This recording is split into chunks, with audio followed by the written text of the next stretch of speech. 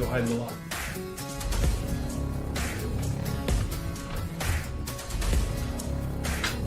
Yeah! I'm here to collect Mr. Hawthorne's rent! Shut that squeal! Before I get you fucking squeal now! Christ almighty!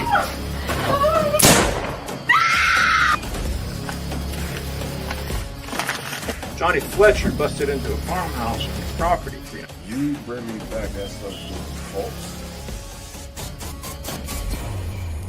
Well, well, look what we have here.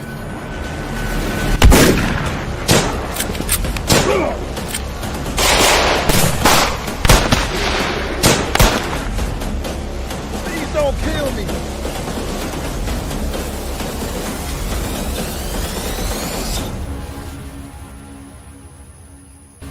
Gentleman John Fletcher! Damn it!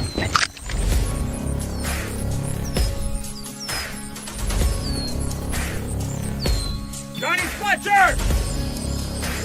Don't make me chase you!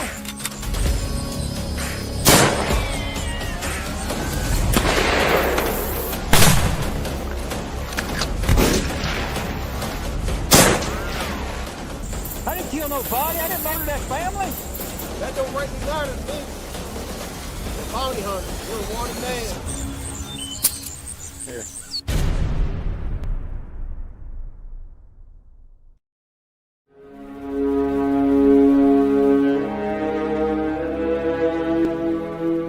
Out of the night that covers me, black is the pit from pole to pole. I thank whatever gods may be for my unconquerable soul. In the fell clutch of circumstance, I have not winced nor cried aloud. Under the bludgeoning of chance, my head is bloody, but unbowed. Beyond this place of wrath and tears looms but the horror of the shade. And yet the menace of the years finds, and shall find me, unafraid. It matters not how straight the gates, how charged the punishments the scroll. I am the master of my fate. I am the captain of my soul.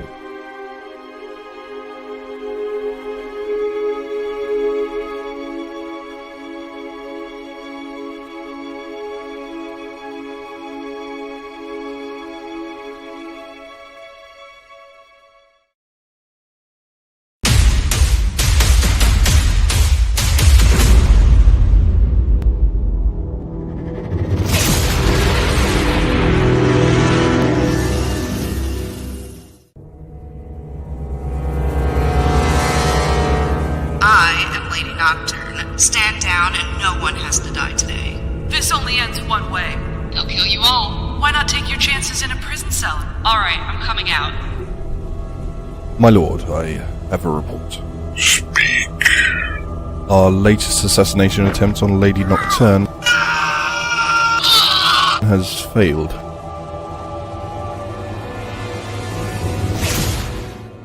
I can see stronger measures are needed. Begin phase 2.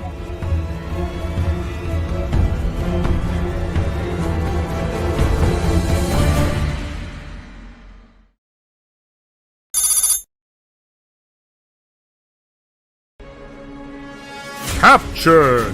The notorious Lady Nocturne has been brought in through the valiant efforts of the Void Cobras.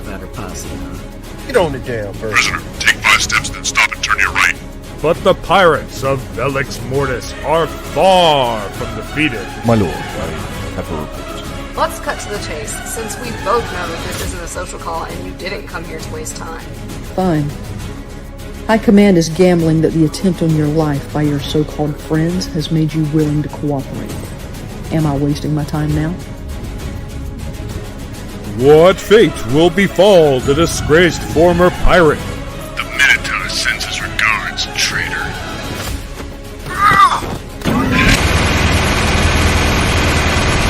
What does your High Command want, and what are they offering in return? High Command wants many things, but it wants a show of good faith first.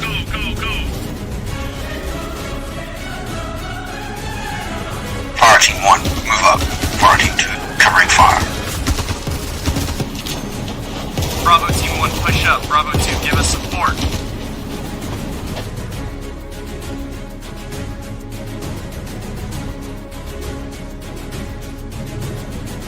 What next for now infamous mercenaries, the Void Cobras?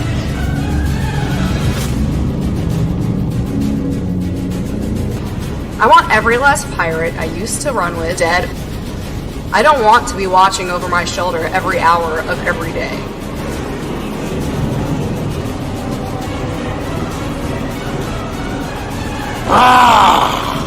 Now you die! Will the Void Cobras become targets of Lady Nocturne's former pirate comrades? Attention, crash override. This is Freighter Ebony Hawk. My ship just lost all power and thrust. We're going down. Mayday, mayday, mayday. There truly is no honor among thieves. You rabble will turn on each other at the slightest provocation. Okay, fine. Moving past you. Find out on the next episode of Star Citizen Nocturne.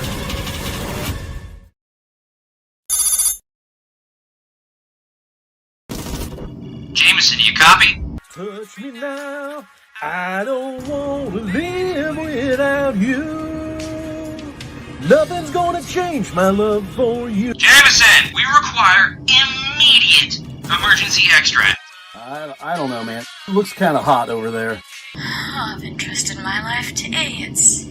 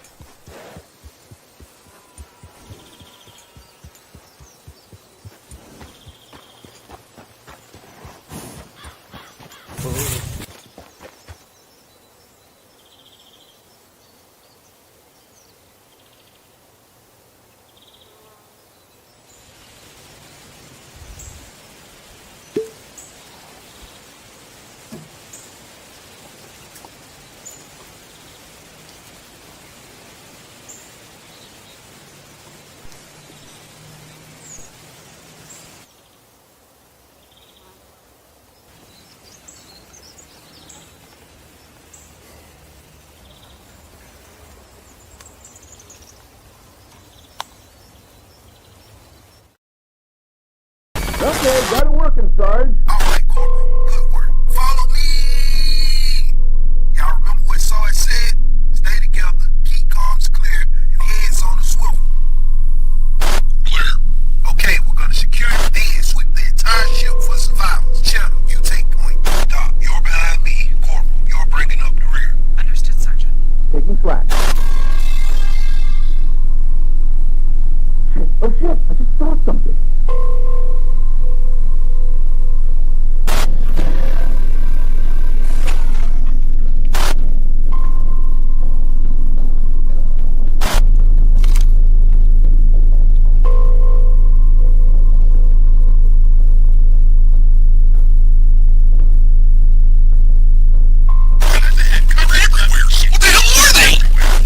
God, oh my God! Get the hell out of here! Get him off me, get him off me, get him off me! They're getting in my armor! Ah!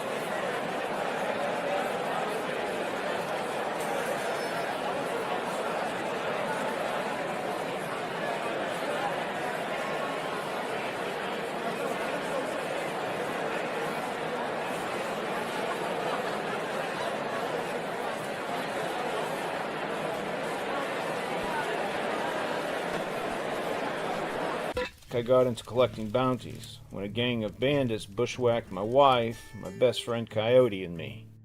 Meet the Jones brothers. To take a look at the situation in which you find yourself. That's Joshua. It's gonna end real bad.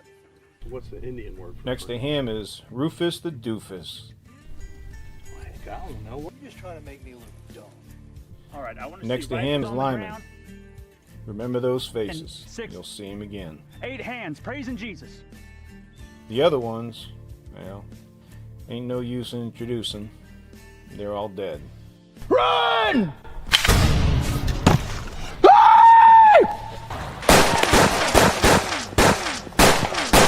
Obadiah, get the saddlebags! I got them! I later discovered the Jones brothers were all wanted men. Figured I might as well get paid for taking my revenge. Man, we still wanted for justice.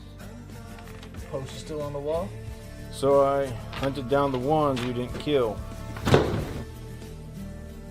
Lyman, he sang like a bird.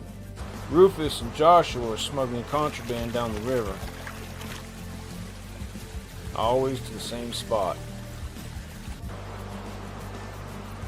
I found a nice perch on a bluff above the river where I knew they would eventually be.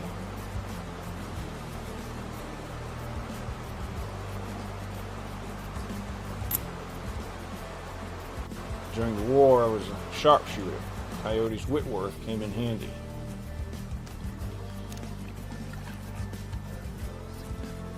For weeks, I tracked them.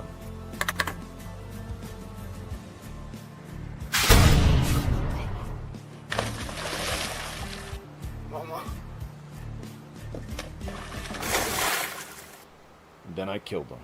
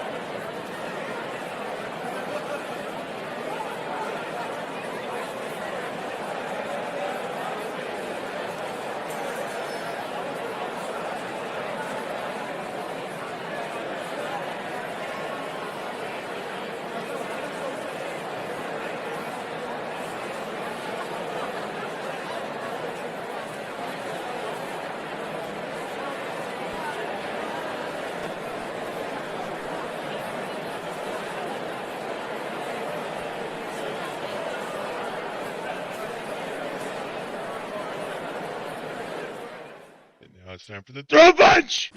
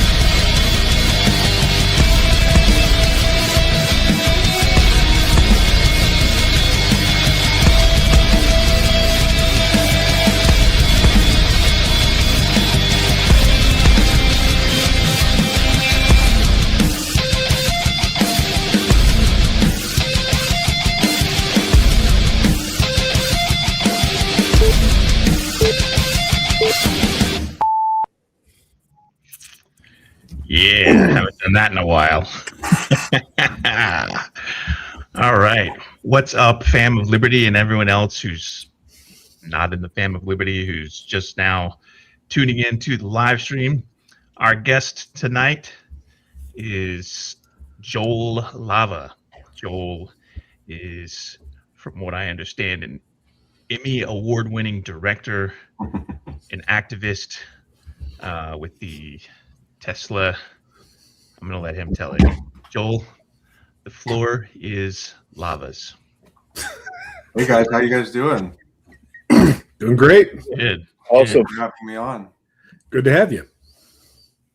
So, what would you like to talk about today? What's you got to introduce yourself. Okay. The chance to say who you are. Yeah, all the good stuff. I came in late on the last one. I'm a lifelong Democrat activist, like you said, for Tesla takedown and anti-gun violence campaign called Name Them to Shame Them. I'm a director in the Directors Guild, so I'm in the union. And I am also a father of 2 perfect children in Burbank. So that's a great primer. I also have a lot of other political experience, especially on like politically financed elections. I've been working on and off on that for 2 decades here in California.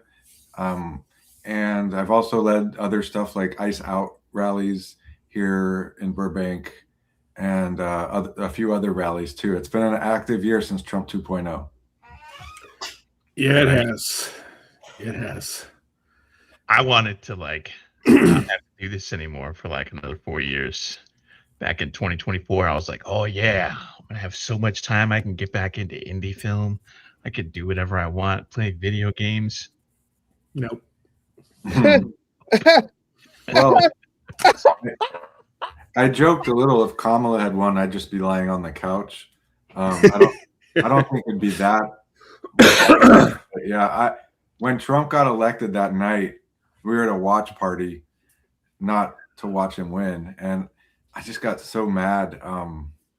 I listened to an audiobook and was clipping these hedges that have annoyed me. I just went out at 11 o'clock at night, and most people I know turned off, tuned out, went apathetic, and I had the opposite. I just got more and more angry and more piss and vinegar, and that set me on the road to finally running for Congress.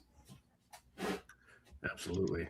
Well, that answers the question that I was going to ask. So, what got you into deciding you were going to run for office? Yeah, I mean, people have been telling me to run forever, and I work in the creative field, and I'm like, no, I want to use my talents, and so I made videos for myself, for other people, things of that nature. But then when the whole Doge, the Sig Heil and Doge just was crazy, and I was one of the first in the country, just 2 of us in early February last year. And then it grew, to 500 people, and it peaked last year around the country and the world.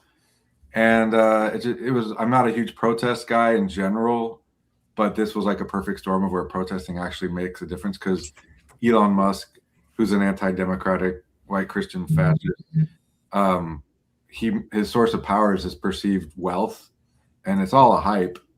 And so we were going after his #1 brand, Tesla, to reduce his brand value. And then, around the summer, I just started getting really upset.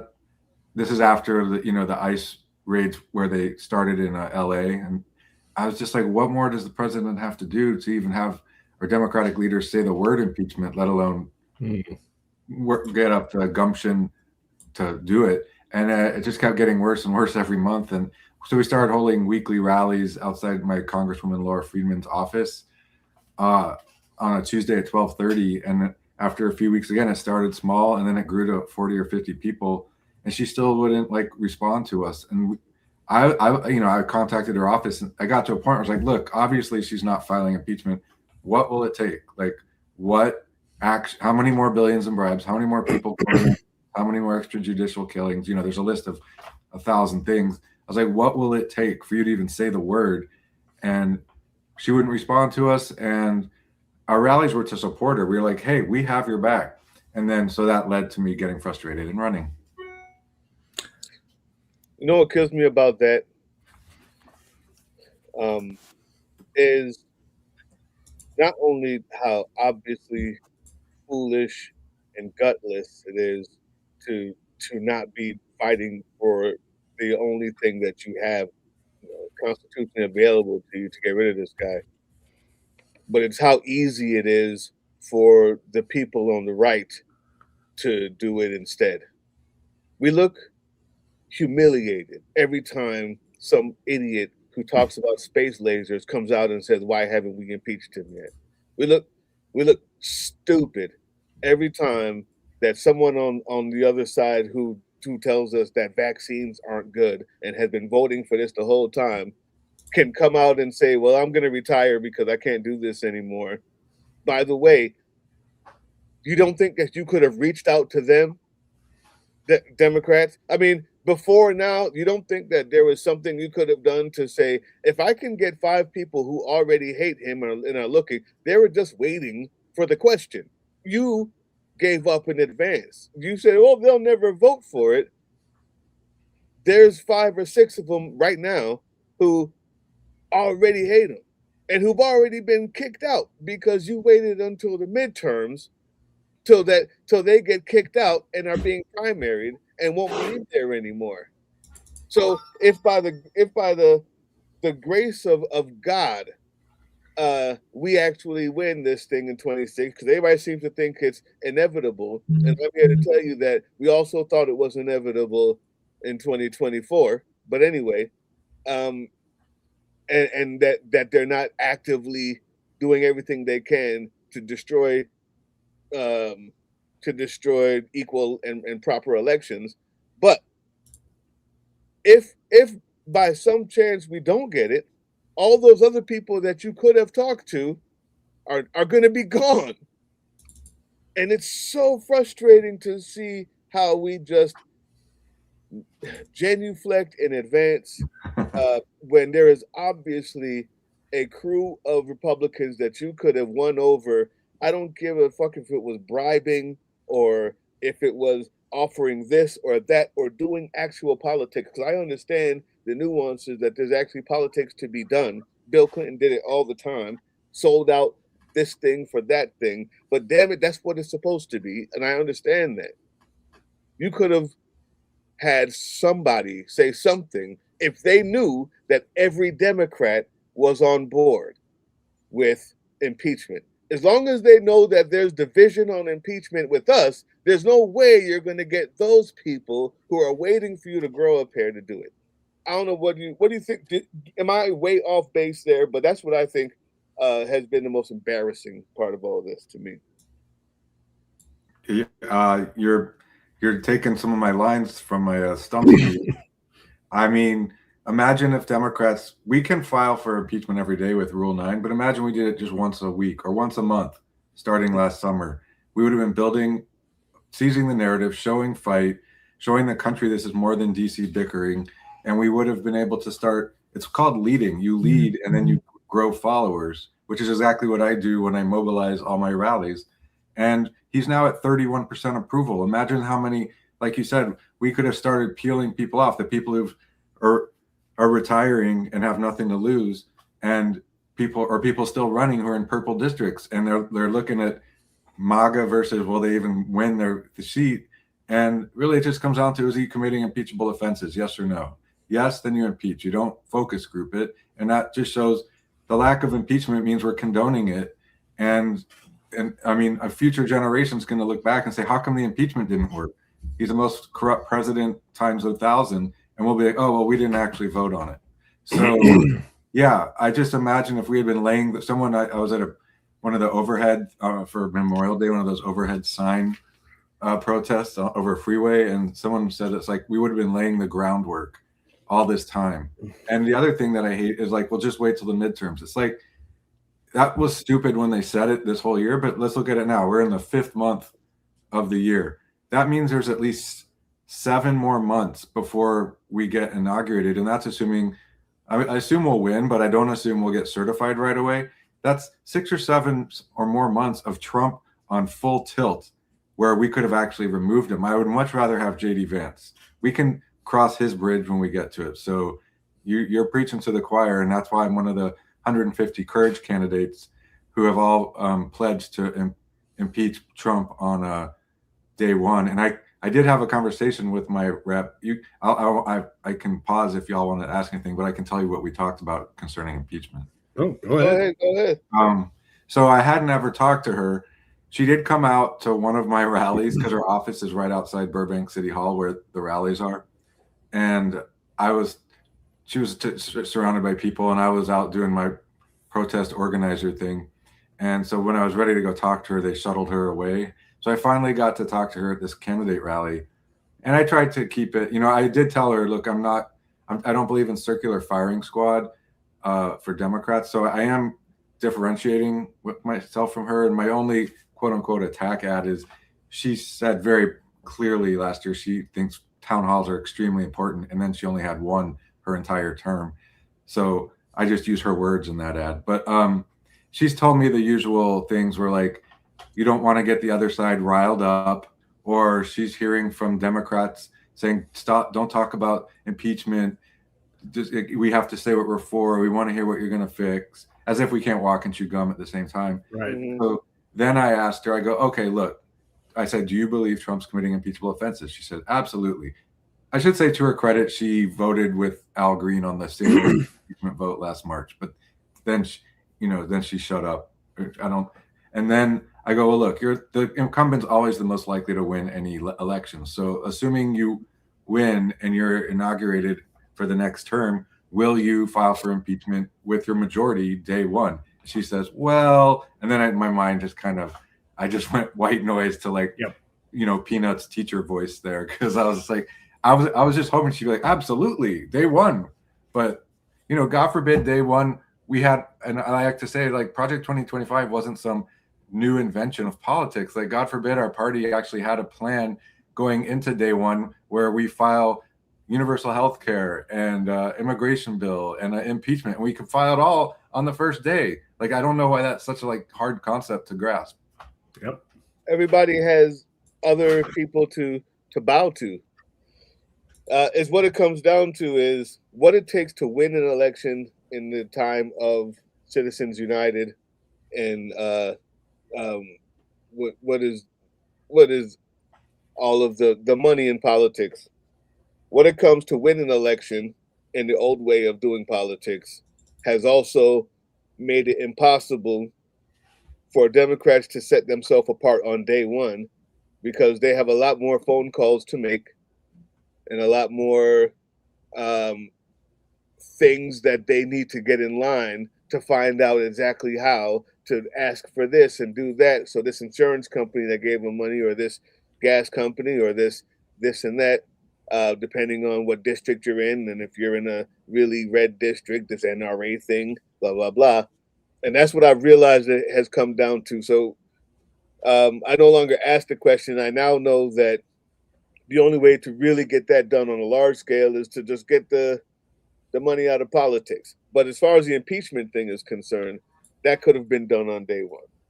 Absolutely, period, by anybody. So I'm happy to say that you're doing that and that you're down with the citizens impeachment, man. I definitely am. Do you have any questions, Matt? Because I want to talk about something too after you go in. That's fine. That's fine. I got questions too. But when you're in a roll, I don't want to interrupt. Especially while you still got power, because as soon as those lights go off. It's funny how you say that, but our dear leader, Big Sarge, has left us due to power as well. Sometimes I can still hear his voice. He literally lost power. Literally lost power. He had, and I've been the one that was flickering, talking about, man, I might not make it, guys. Yeah. And You all cursed the it. jokes are always on me, right? Well, and, to be turns out- fair, you manage to have the most bizarre glitches and system freakouts that I've ever seen, and it's like every show. Well, it's not every show. I will not be defamed in such a manner. This is not the case. And when it happens, where it went right. When it happens, the idea is it has given me more fame. You don't know it's been on purpose. Those people go, "What's going to happen when he's on there?" Oh, is Joe Sarge on? I'm showing up. What's going to happen to Doug this week? I grew up in Austin, Texas, and there's thunderstorms and there's power outages are pretty normal. My kids here in LA, they have no idea. I no wonder appreciation. why. You notice, I grew up in Chicago, and wherever there's a blue state, there's not rolling blackouts every time the water and wind comes. And the people who end up living in places where they're red, this is our life. If it rains, I'm like, oh man, when's the power going to go out? Because I've noticed that the only paved roads we have here are the ones that go to the prison. The only thing that keeps its lights on is the district where either the rich people are or the prison. They seem to have the best backup that I can find, right? Are you calling for people to move next to prisons? I'm calling for people to take their energy from wherever the prison's getting it. How about that? How about we tap into those lines? But before we get kicked off of you. Where are you from in Chicago? Because I went to Northwestern and lived in Upper North Chicago. Really? So I'm from Evanston, the home of Northwestern. You're from Evans? Oh my God! That's right. Yep. Amazing. I was just there in March. It was very cool. Yeah, man. They got it going on there. And my daughter went to visit Northwestern to see if she wanted to go there. And she spent like some sort of summer program there where they were trying to, entice her to come. She still didn't go. But so we had a good time because she got to stay with family. We didn't have to spend extra money. A lot of my family was from there. Cool. Yeah, man, Evanston. And so you went to ETHS? That's right. It was in Didn't Max Strus go there, or am I imagining things? What you say again? Max Strus, the NBA player for the Cleveland. I don't know. Oh. I don't know. I don't follow NBA as much as I do the NFL. But it's the first place I ever got beat up. So shouts out to ETHS. Gotta love it. But yeah, it's always funny that it's only in these blue states that everybody seems to laugh at me when I say, "Oh, it's raining, the power might go out." But here, it's a simple thing, like actually using the money that you get to fix people's homes and roads and invest in the power structure, invest in underground lines and stuff like that. Never happens because there's just way too much stuff to spend your money on, including stuff in your pockets. But I will say this, speaking of red states, I see that gun violence is a big thing for you. What is NameThem2ShameThem.com and why are you so affiliated with them? I see you have even put them on your own website. Yeah. Well, it's a campaign I started. I got the first idea to start it after Newtown when I had to drop my daughter off to kindergarten the day after someone shot up the school. And that's a difficult thing to do because I can go morbid. So I'm like, is this the last time I see my daughter? Will there be a copycat killer? Yeah. And then after Uvalde, I had had enough. And the idea is to go directly after the gun and ammo manufacturers and ignore the NRA. People can name 20 car brands off the top of their head, but I bet most people can't name 5 gun brands, even though they terrorize our country and make billions of dollars. And it's in their business interest to have a culture of fear and violence in order to make a profit, just like it's in McDonald's interest to have people who are hungry for fast food. So I'm not looking to ban guns. It's sort of essentially, I want the gun and ammo industry to take an active role and responsibility, just like alcohol and cigarettes do. Like alcohol runs don't drink and drive, cigarettes give you warnings. Guns should be more active in trying to help reduce violence. And there's a lot of ways to do it, and I won't go into it now because it's extremely dense by design. The reason people don't, everything is by design. And so when I started to do this, my original idea was to make one video a week of the mass shooting of the week, because there's more than one mass shooting a week. Yeah. There's almost 2 a week, a day. I'm sorry, more than one a day. It's a shooting or killing of 4 people or more. So it doesn't even count 3, 2, or 1 people. And what I quickly discovered is that gun information is not there. And so my fear was like, how will I have time to make one video a week? It turned into I turned into a gumshoe reporter. I was filing freedom of information requests. I was calling district attorneys. I called the ATF. I called the House Oversight Committee. And the gun information is extremely shielded. It's from something called a TART amendment. And again, I can go way into, we need to repeal the TART amendment. But an example I've been using lately is, if you remember, in March, a man drove his truck into a temple, a Jewish temple in Pennsylvania. It happened at the same time as the Old Dominion shooting. And the reporting of it said the man drove a gray Ford F-150 pickup into the temple and then killed himself with a firearm. And that's a great example because it tells you everything about the car he drove, but doesn't even tell you the make, model, or kind of gun he used. And that is what we see over and over. And there's reasons for that. And we don't know what we don't know. And lastly, whenever I hear almost 99% of any politician talk about guns, it's so clear to me they don't understand the issue, and it's infuriating. The more I've learned in a few years, the more angry I get, because they aren't even diagnosing the problem.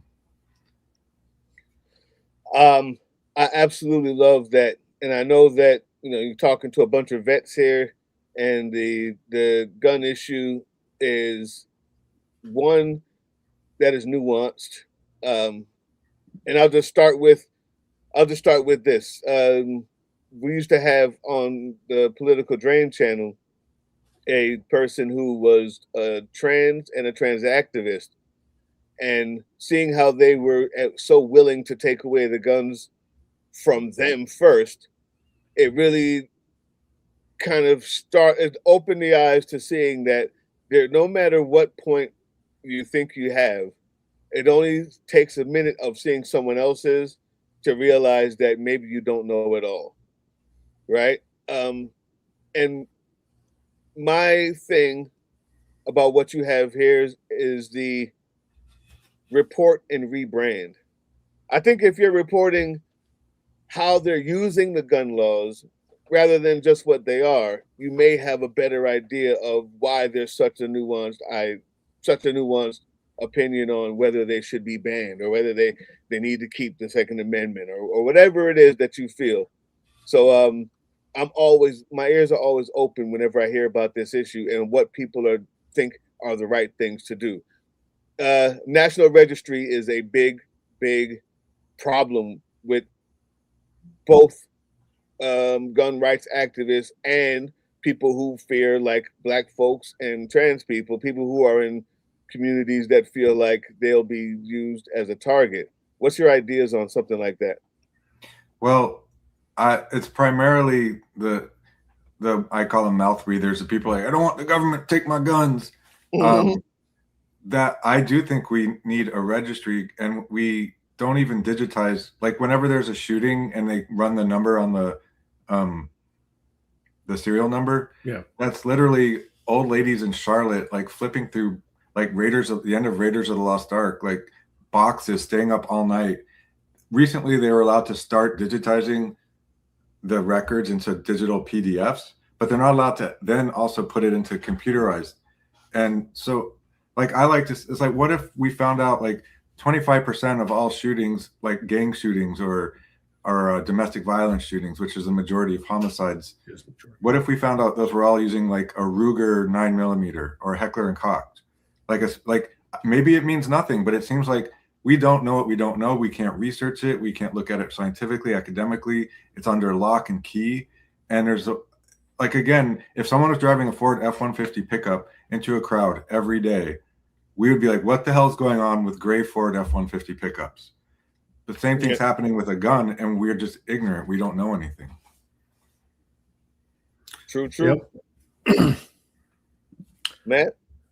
I was going to pivot to the next issue if you were for sure. With this one fully done. We had a question in the comments for your stance on Israel and Gaza and what's been going on there. Start to get to the international portion of our questioning. Okay. That's very interesting because when I first started running and getting signatures for 3 months, I was like, I'm going to talk about affordability and all these other issues that affect us. And the only question people usually on the left have is, do you take AIPAC money? And I was like, just kind of surprised that there's so many issues in our country. So the UN definition of genocide calls what's happening in Gaza a genocide. And I agree with those facts. It's a genocide according to the UN. I think Bibi's he's a corrupt war criminal. I think that what they've been doing in the West Bank for decades has been against international laws, and I hate it. And I do support block the bombs and just enforcement of the Leahy Amendment. I do support, Israel as the democracy in the Mideast. Many people could say we hate America because of Trump, but there's like a lot of Democrats here who don't like him. So there were hundreds of thousands of people protesting in the streets right before the October 7th kibbutz killings. People need to remember that Bibi has had to tack further and further right with his radical religious right of his own country. Yeah. And so, yeah, I agree on the facts. It's horrible. And I agree with the fixes. We're the world superpower somewhat still, no thanks to Trump's efforts to. And I just, we just need to stop these incursions, and it's hurting Israel's long-term security by creating. In the last 3 years, their reaction, they had a right to defend themselves, but the reaction is like creating more enemies. And it's just like if I had a kid running around with a hammer in my house and he's already destroyed most things, I wouldn't sit. And it's the same with Trump. I wouldn't sit back and be like, well, he's already kind of broken everything. May as well just let him finish. No, I'd still rip the hammer out of his hand. Doesn't mean I'm kicking my kid out of the house, but so that's my stance. And when people say, what's your stance on Israel? I assume it's Gaza. Obviously, there's many other issues. Israel is a tech leader in medical and AI and all sorts of other things, but I assume they're asking about Gaza. Yeah, I'd definitely say that's most of the comments that we'll get on Israel and Gaza in general. It's Gaza, the Palestinians, how they're being treated, Israel's pursuit of their wars in the region, and their policy of very high civilian casualties. Yeah, I'm pretty sure that's what our commenter there was asking about. Thank you. What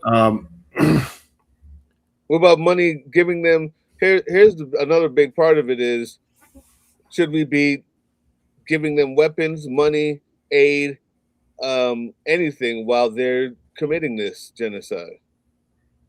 I would say let's start with the block the bombs and enforcing the Leahy Amendment. And there's that's where I would start. Just like we always do sanctions in phases. That's what we did to Russia. That's just South Africa. I mean, I guess one could argue you just cut off cold turkey, but again, to me, they've been an ally of America. They've just got a horrible leader who's taken over. He's been there for like way too long than any well-functioning democracy should have. And so that's why I don't want to hurt the people of Israel, especially, like I said, there's hundreds of thousands which in Israel is a lot of their per capita, were protesting him. So I would want to start with just trying to stop Israel. And maybe once we can stop them, I mean, it's in Bibi Netanyahu's interest to keep the war conflict going, because as soon as it stops, he has to face trial. So why? I just rather he just faces trial and we get him out of there and give a chance for other political wings of the country to like take over and set it straight. And we just saw that heading into the Memorial Day weekend, where there was a potential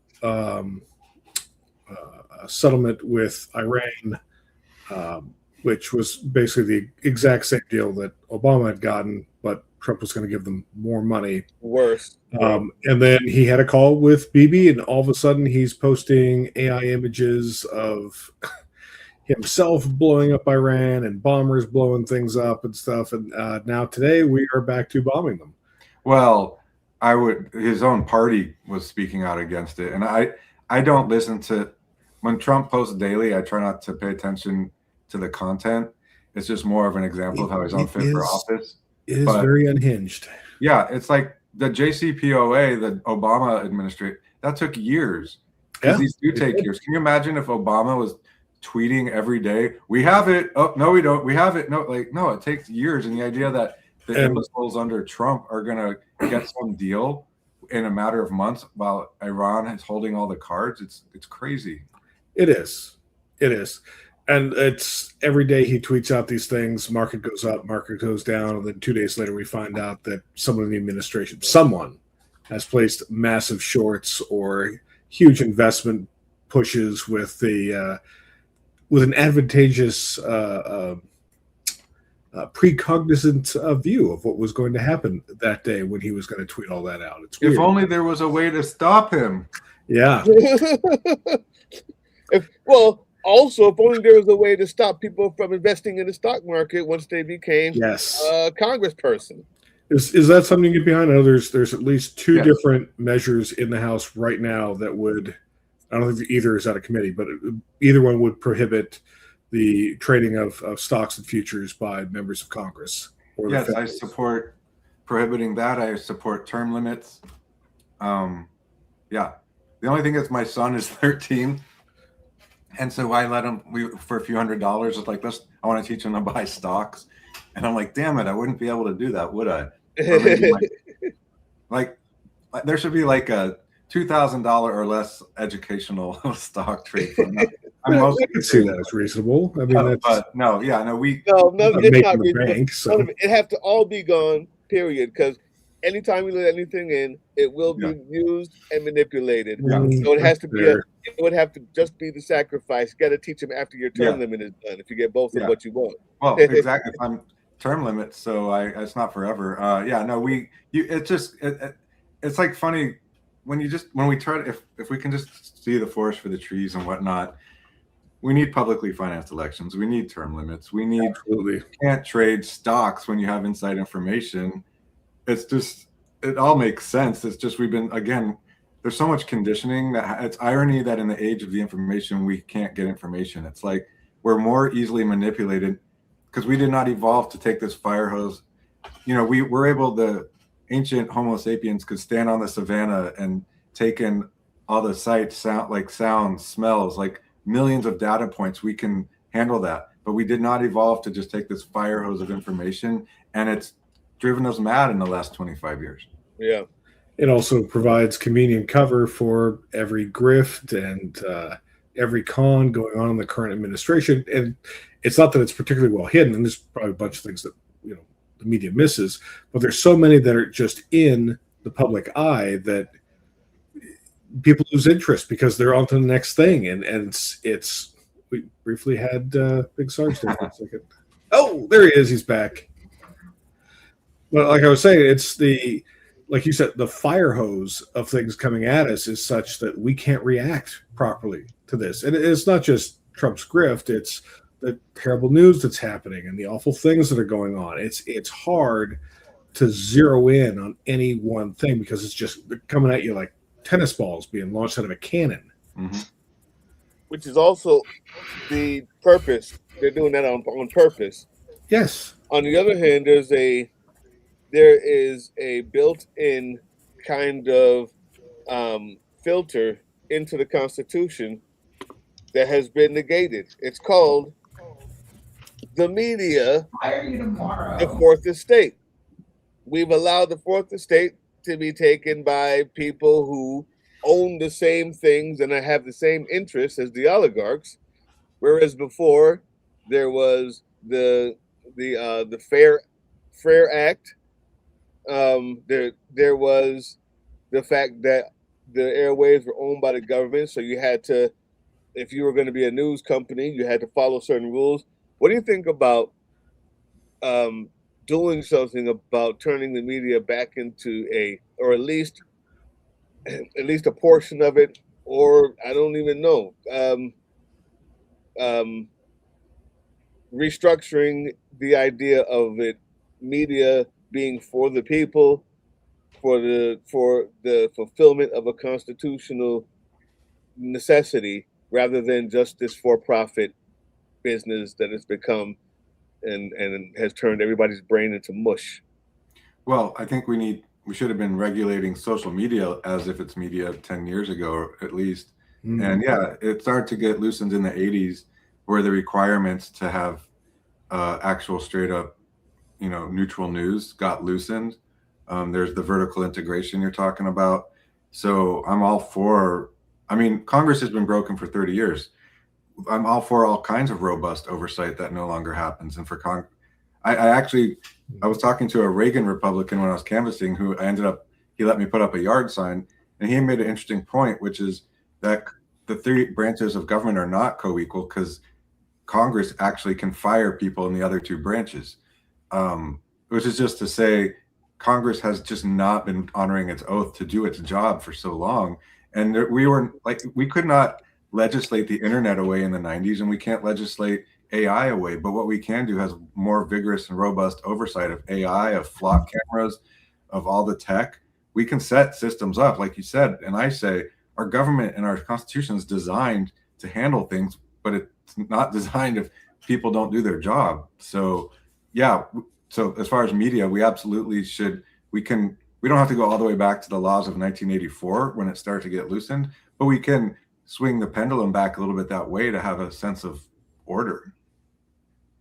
So we've got so much that is just off the rails right now. Where would you even start? What would be the first piece of all of this that you think is maybe not the full groundwork, but maybe the first plank in how you would attack this? If it was up to you, if their whole party turns to you and says, all right, what's the plan? Well, so I'll assume that to help me visualize this, I'm the Speaker of the House. Oh, there you go. Look, we've had crazier things happen. Yeah. Well, the fact is, even if we win the House, which we should, we'll still have everything getting vetoed by the president. So that, like I said earlier, we should come in before swear-in day with, it's not Project 2025. It's just literally what we stand for, and it should be bold. It should be a universal health care plan. It should be an affordable housing care, universal pre-K, and obviously impeach the president if we need to. I think the next 2 years of the next term are to plant the flag and differentiate ourselves from who we are, because we lost an election a year and a half ago. Like, Democrats are not popular. We need to, sorry, Hakeem and Schumer, for everyone who loves you, we have to change leadership, or voters won't see a difference. It's just absolutely. If we have, I like football. You guys like football. It's the football coach. Like, you can't, Nick Sirianni in Philadelphia. At a certain point, it's like he keeps swapping out coordinators, but people lose faith. You got to get rid of the head coach. It happens all the time in football. And average voters, who is most of the country, who don't follow politics, they just see it's the same old faces. And until they see changes of leadership, they're never going to give us the time of day. But on top of that, we have to come out for it. And then lastly, we have to fight. And fight means we don't just come out bold. It means when we take the hits from the other side of calling us socialists because we want children not to go hungry, we don't prevaricate and equivocate. We double down and come back twice as hard. And that includes, for me, we should have, I thought Kamala Harris, for instance, she should have done a residency on Fox News. Like, Yeah. You need to go on all the. Everyone say we don't have the media infrastructure built, and it's true. We need one for the left, but the fact is the roads are already built on the right. So any congressman or presidential candidate who wants to go on any far right podcast, they will welcome you with open arms because it's more viewers. So it's like we need to go on the offensive, and when they punch us, we don't just punch back. We come back with double barrels, and that's what we need to do for the next 2 years. And whatever does that. Yeah, immaculately. Exactly what I was about to pivot to. All right, whatever you may think about the guy, Pete Buttigieg is not afraid of going into those spaces. And when it comes to verbal fencing, he is good. Mm-hmm. He is always very calmly delivers everything. He has good talking points for each issue. He has responses for everything that they're going to throw at him. He comes off looking like a really good leader. And to your point, I wish more on our side of things realized how important that is to not just be, for the thing, but also be able to get up there and argue for the thing, to be able to defend that position, to be able to be someone who's actually advocating for it, not just okay, sure, maybe I'm for this. You got it. I think that the biggest thing is I used to believe that they just didn't have what it took. But I realize now, whenever you watch them fight against a progressive or someone to the left of them, they really know how to fight and talk then. So I don't believe that anymore. Somehow they know how to get on every station. They know how to break every talking point, and they are really good at fighting when it comes to fighting someone who's saying, hey, we need universal health care. Hey, we need whatever it is that you will consider extreme, which is barely left anymore in the rest of the world. This is that lets me know that that's a farce. They're in Congress because they know how to fight. They had to win an election to get there, right? And show themselves approved. So they just don't care about this stuff anymore that I think that people on the left care about.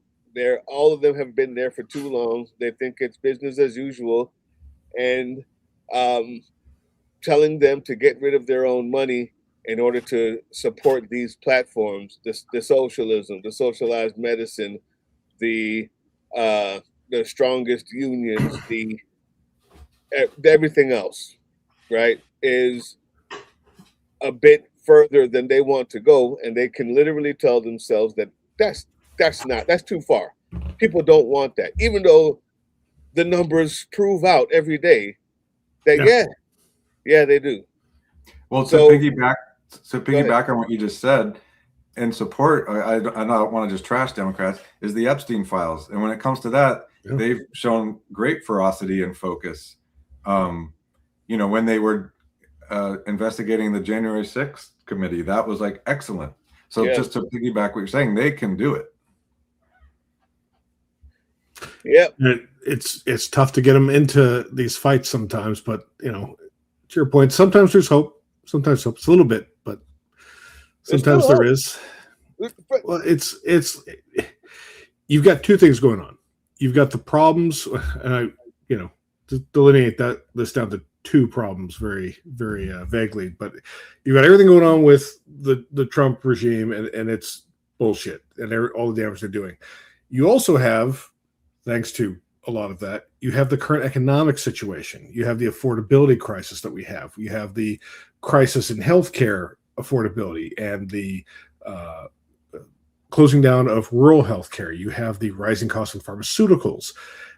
All these two main streams of information are kind of the two blocks right now in our politics, and they're both really big things. How do you wrap people's minds around it? How do you speak to the voters about how you're approaching either one of these things that puts it down into terms that we're going to be able to grapple with? Because you're talking about two big systemic issues. I'm sorry, maybe I don't understand the question.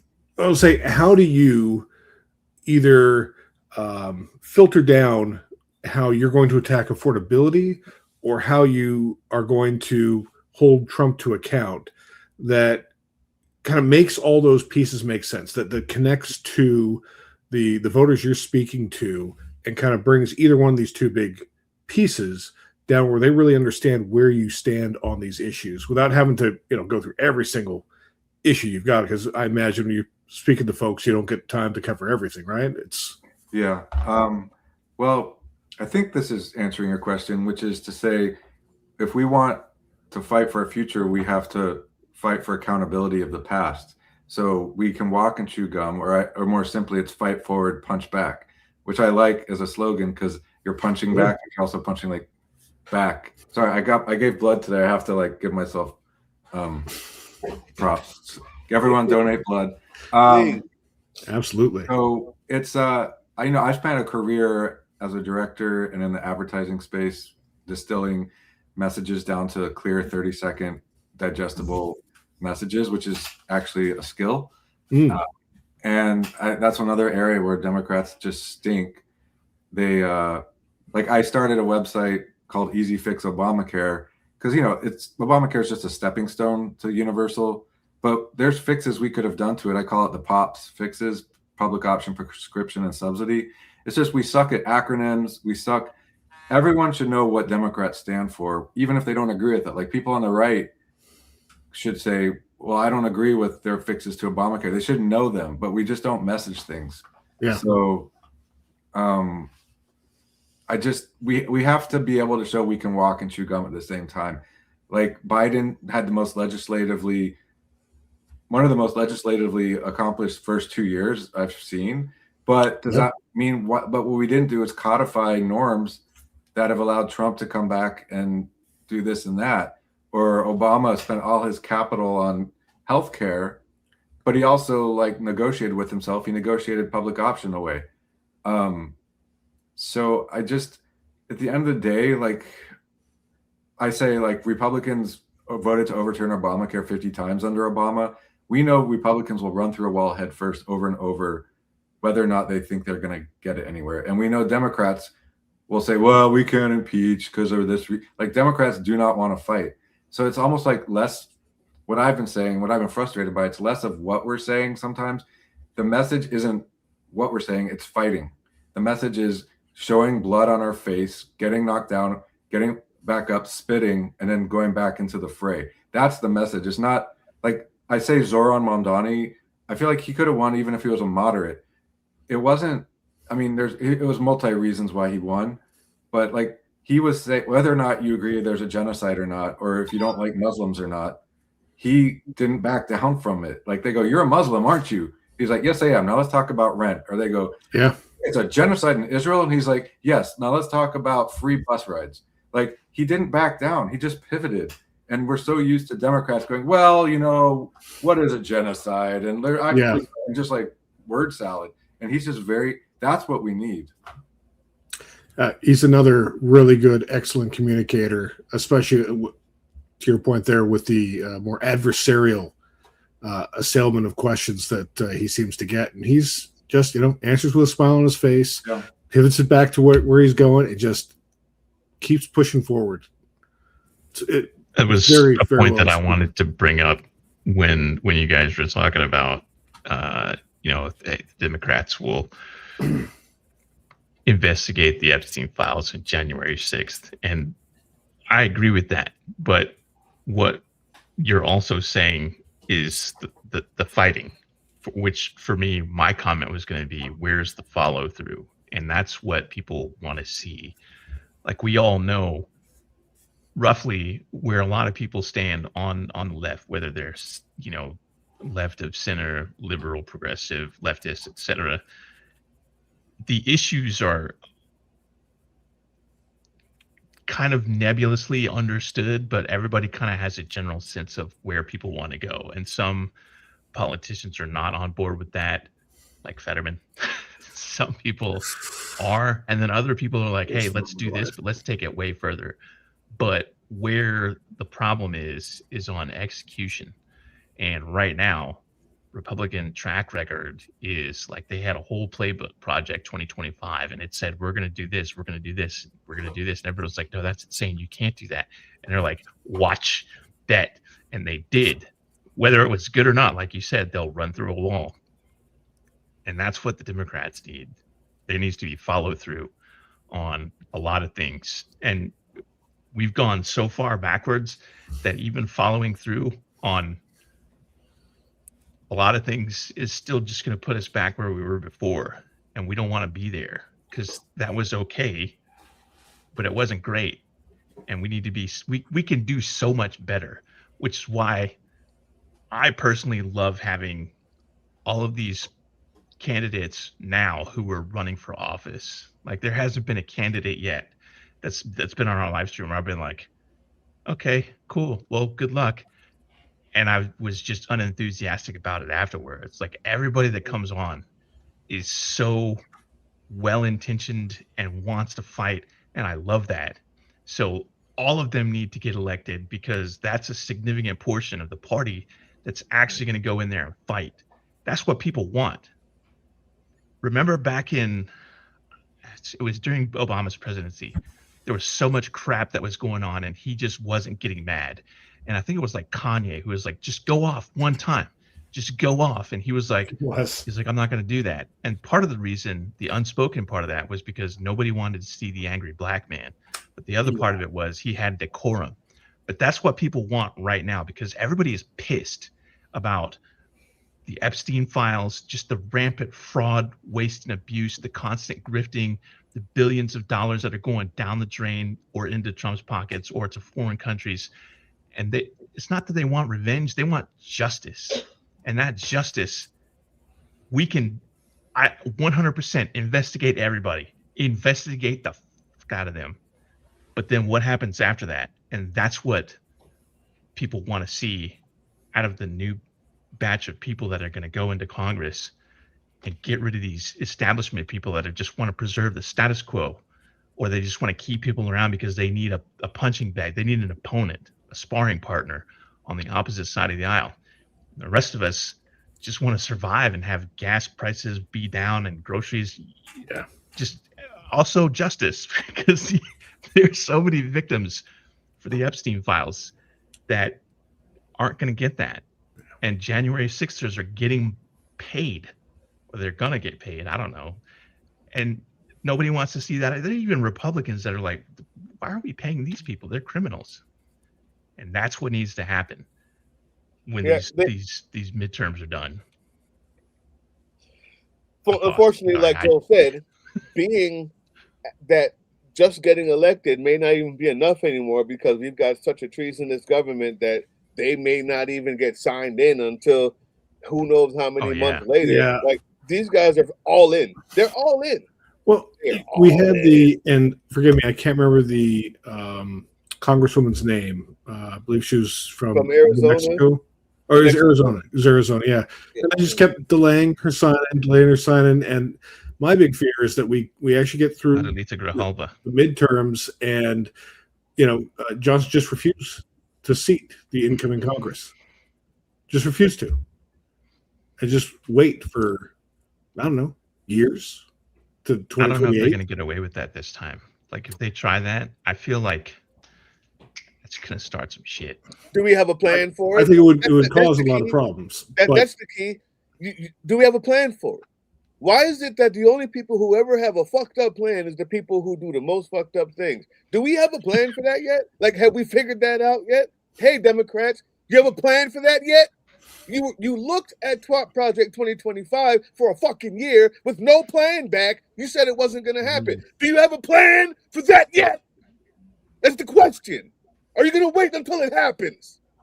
Oh, we have a candidate. Joel? We can ask. We have a candidate. Like, what is your plan? Like, in the event that they just refuse to seat let's say when, not if, but when you win the election, and you go through the whole period after that where I don't even know what happens, but presumably sometime in January everybody gets sworn in. What is your plan if they decide, yeah, we're not going to swear all you guys in because we don't want to? Mm-hmm. They know, like, if there's a blue wave, like everybody's predicting there's going to be a blue wave because of all the things that are going on right now. And let's say that happens, and there is, all of a sudden there's going to be like a super majority in the Senate and the House, and they're like, we're not going to see anybody. What do you think would be the course of action to take? Well, I'm a devotee of the John Lewis Platinum Plus plan. I actually think we have a plan legally, like Mark Elias plus so many other lawyers. I think when it comes to the legal channels, I feel like Democrats are ready to go. But if I won and it's the day we're supposed to be sworn in, we have to use our bodies. We have to be there physically. You look like yesterday, like Mikey Sherrill tried to get into detention center and Andy Kim. Yeah. They were denied. And what troubles me with that, here's how Democrats don't know how to fight, is why didn't on Memorial Day every elected Democrat throughout the country try to get in at the same time throughout the country? It's the same thing with the military six who said don't follow illegal orders. As soon as they started getting attacked by the government, like Trump and Hegseth, every single elected Democrat in both houses should have recorded the exact same video, have an I am Spartacus moment.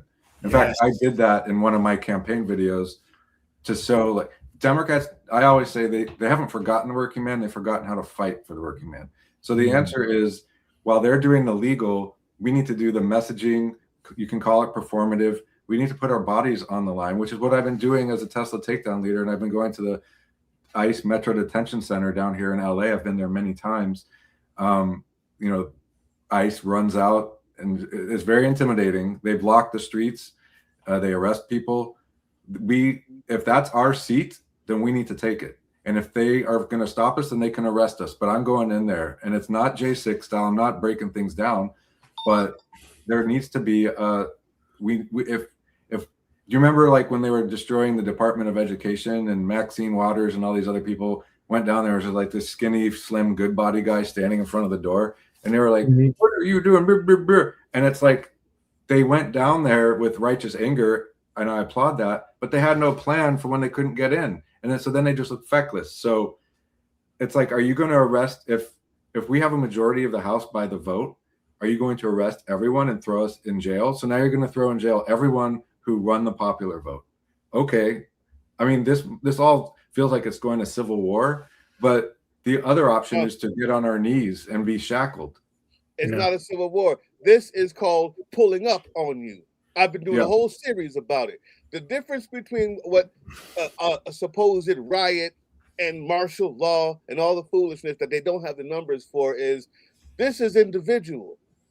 This is 100 people who are elected to be in a place pulling up on you. That's the difference between that and a civil war. This is because they've been able to get away with this John Wayne style politics. What you just said is exactly perfect. If you're not willing to put your bodies on the line, you're not going to win. That's the only case. There's maybe another way, and I'd love to hear it. But the minute that somebody says, we're not the minute that somebody says, I lost the election and they were wrong about it, there was 1,000 people on the left, on the right, willing to go charge the Capitol illegally. Period. Now, I say legally, if the people were there from the left, if the people were there who were all Democrats who made that next video, or who showed up and decided to surround the Speaker of the House like Justin Pearson with a finger in his face and said, hey, are you planning on, I wonder if you noticed that we're not alone here. I wonder if you noticed that we're elected to be here. And we locked the doors, by the way. As a matter of fact, we went ahead and planned ahead of time, and we got all of the Capitol Police who we have convinced that you're against them because you're giving the people who beat them up and killed their friends money, and they happen to be right behind us. I'm wondering how long it's going to take before you sign that deal and you bring them up to put their hand on the Bible. I'm wondering when that will happen, because that's the only way that I see fit. That's where the planning is. I'm going to share something, Big Sarge, if you don't mind. This is what I call the plan of tasting the ancestors. Let's hear. This is the plan of tasting the ancestors. Right here. Yeah, that's your ass. So you the one. I want you the one like call people and shit. Call me. Call me I one. bet you won't call in front of a black man like I bet that. you won't call In me. fact, let me help you. You call a black woman in the word, call me that. No, call me that. I dare you to do it, and I swear for God, I'll make you taste the ancestor. That's it. That's it. We need to taste the ancestors plan. Because when you pull up on somebody, the difference is not that this is some organized riot. This is the people who were voted to be there pulling up on you, reminding you that this isn't a playground, that this wasn't always this way. Big Sarge will tell you about the history of the Congress and how they used to get down. People will remind you that until everybody had their pockets to protect, there was a very big difference between accepting whatever the speaker says or playing these stupid games and actually having an entire half of the Congress pull up on you and remind you that we're not in this alone.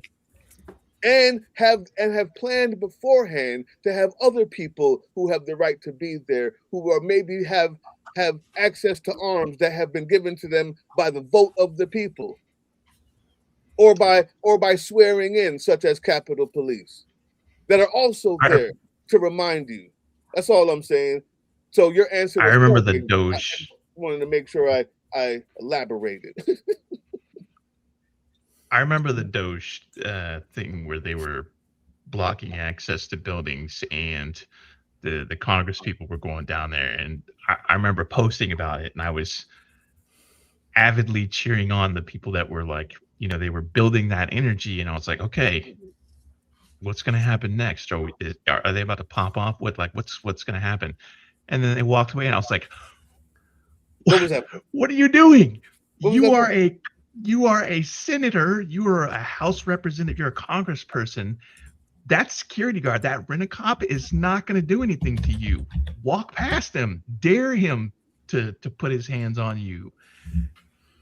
But then, again, like yesterday, Andy Kim got maced or tear gassed or whatever. So I don't know what happened. That was today. He was at Delaney. Okay. Yeah, we've had some people send some great pictures and videos. He tried to the protesters were outside the facility, and ICE came out rolling out full military, and they were ready to start popping off with their stuff. And he tried to stand between and call for peace, so they immediately shot him with pepper spray and then opened fire on the crowd with rubber bullets. We had a number of videos sent in to us of that. Also, just check the news. News is barely covering it, but he apparently got himself quite a lot of pain for his effort today. +1 for the Slim Goodbody reference. Like I remember that was Slim Goodbody. I made a whole video about that when it happened, and used the. I'll send you guys a link. Now, you don't have to show it, but I'll send it later. Please do. Absolutely. I'm old enough to have watched Slim Goodbody and whatever. I still have a book. We saved a book from my childhood. My parents still have it. Oh, really? Who is his nemesis that he also played, like the dirty hobo guy named Dirty Freddy or something? Different times. Yeah, more innocent times, I think. I mean, we do forget, like, we had Martin Luther King and RFK and people getting assassinated, and we had people dying by the tens of thousands in Vietnam. So I do try to have perspective, especially with I have Gen Z kids, and it's like, as bad as things are now, our country is way better off than it was 100 years ago. It's just, again, it's not to minimize everything. Obviously, I'm running for Congress because I'm upset, but I just feel like Gen Z and the generations, millennials, they grew up in prosperity. I think they take it for granted, and I'm not slandering them. I mean, because it's all they know, but all the sacrifice that got everything we have, like the work week and civil rights and you name it, like that all came about from real sacrifice and unfortunately even death. And I'm not calling for death of anyone, but I do a lot of protesting in Trump 2.0, and it's mostly senior citizens. And I've kind of have my working theory is through my kids, and they were all christened in protest by George Floyd. and they saw the Yeah. George Floyd protest as getting violent. And then they were christened again with the ICE protest, which started in LA with burning Waymos. So they think protest equals violence. And then the TikTok algorithm feeds them all this fear. So they're like, I don't want to get killed or beat up. And so I'm out there protesting with grandmas and grandpas. And it's just all distorted, like inflation, like market crashes, like all these things were relatively normal. Like we don't want them, but we just had a little bit of inflation for a couple of years under Biden. It sucked, but everyone's acting like the world is coming to an end instead of, I don't know. Some of us, I think, were around the same age. I'm Gen X, and the 70s was no picnic on that. So here's the other part of that, though. Dr. King went to the Oval Office with LBJ, I believe, and says, he said to him, I believe in everything that you're saying, King, but I don't have the power to do it. King and his right hand man came out of there, and the guy said to him, he's probably right. And King said, no, what we got to do, we got to get him the power. So then they walked across Selma over the bridge, and they ended up on the Capitol steps talking about what they're going to fight for these rights. But before that, they were attacked by dogs and on television, and they were sprayed by hoses on television. And some people lost a lot of pain and a lot of death. Not a lot of death, but some people they passed away as a result of some of these things that happened and the violence. That violence gave the power that was necessary. So, unfortunately, because we didn't push the idiots from those who were illegally there away when we had the chance, now we've given them this group that likes to shoot rubber bullets. Unfortunately, that means that now you're going to have to go through and have that violence, because the people that are there with grandma is just the beginning. It's not going to change until a few more rubber bullets hit a few more people's face. And it's not going to change. I know, I'm sorry, Sarge. It's not going to change because what's going to have to happen is you're going to have to once again put the body on the line, and you're going to have to once again have it televised and show and to the point where people go, what the hell is going on? I thought I was voting for lower taxes. I thought I was voting for brown people to get put away, not for that the white girl to get shot in the face. I thought I was just voting for my little bit of racist heaven here, or the price of eggs that I convinced myself would change if I brought them in. It's going to be that. And that has to be okay now, because we have lost the time where we could have done it by enforcing the law, by standing up, by taking those out by their pipsqueak hair and throwing them out the building because they didn't belong there, but instead going like this and waiting for the camera to come. Now we've lost that. So now we're going to probably have to go through a bit more of the rubber bullets and the dogs and whatever today's equivalent of the hose is to get that power back. And that has to be okay. Hose. Yeah, that has to be okay. Well, that has to be okay. Real quick, my daughter, who was hesitant to protest, did then lead a walkout from her high school for ICE. So I want to give props to Gen Z for that. Also, to piggyback again on what you're saying, and again, I don't want violence, but remember, like Occupy Wall Street was a news story, but it didn't become the story until those cops pepper sprayed those peaceful girls sitting there, and all of a sudden it became the story. And I joke with, we do Tesla takedown protests, which is against Musk and Doge, and I joke with my grandmas who they get frustrated because we're standing there protesting and people bitch about, I can't believe what Trump did today, and I'm like, I say, you're gonna have to get pepper sprayed. Like, we're gonna have to step it up. And they don't think I'm funny when I think I'm being funny, but it's kind of true. But I don't want it to happen. But yeah, it's like WWJLD. What would John Lewis do? Or I have the Yeah, same there you go. idea with what would Joel Lava do. But I'm not putting myself on the same plane as him. But it is, if Well, you this is don't, our moment. the rage has to match, or their leaders have to match the rage in the streets. And that's why out here in LA, Spencer Pratt is getting traction, because people are pissed about dog poop on their stoop and their needles. It's not near as epidemic as he makes it, not even close, but he's showing the rage that people are feeling and the frustration, which is MAGA, which is Trump. He shows the rage at the things that are bothering people. Of course, there's a lot of demonization in it and all the horribleness, but that's why we were out in the streets a year ago. It was March and April last year, and people were like, where are leaders? What are they doing? And that's why this new crop of people running for primaries, God willing, some of us win, some of us have been winning, the Courage candidates. That's going to be the theme. And every year it was like Tea Party, and then the Young Guns, and then the Squad. There will be a narrative written about this takeover of the House by the new crop of Democrats, and we need to ride that wave. I just put up something here on the screen because I'm just going to answer this person. Anybody can chime in after that. This is such an important point. They have got you twisted up, fam. CKUE blurg mail. I don't know. CKUEBLER Gmail. That's Chris Kubler. Kubler. Nicely done. Okay.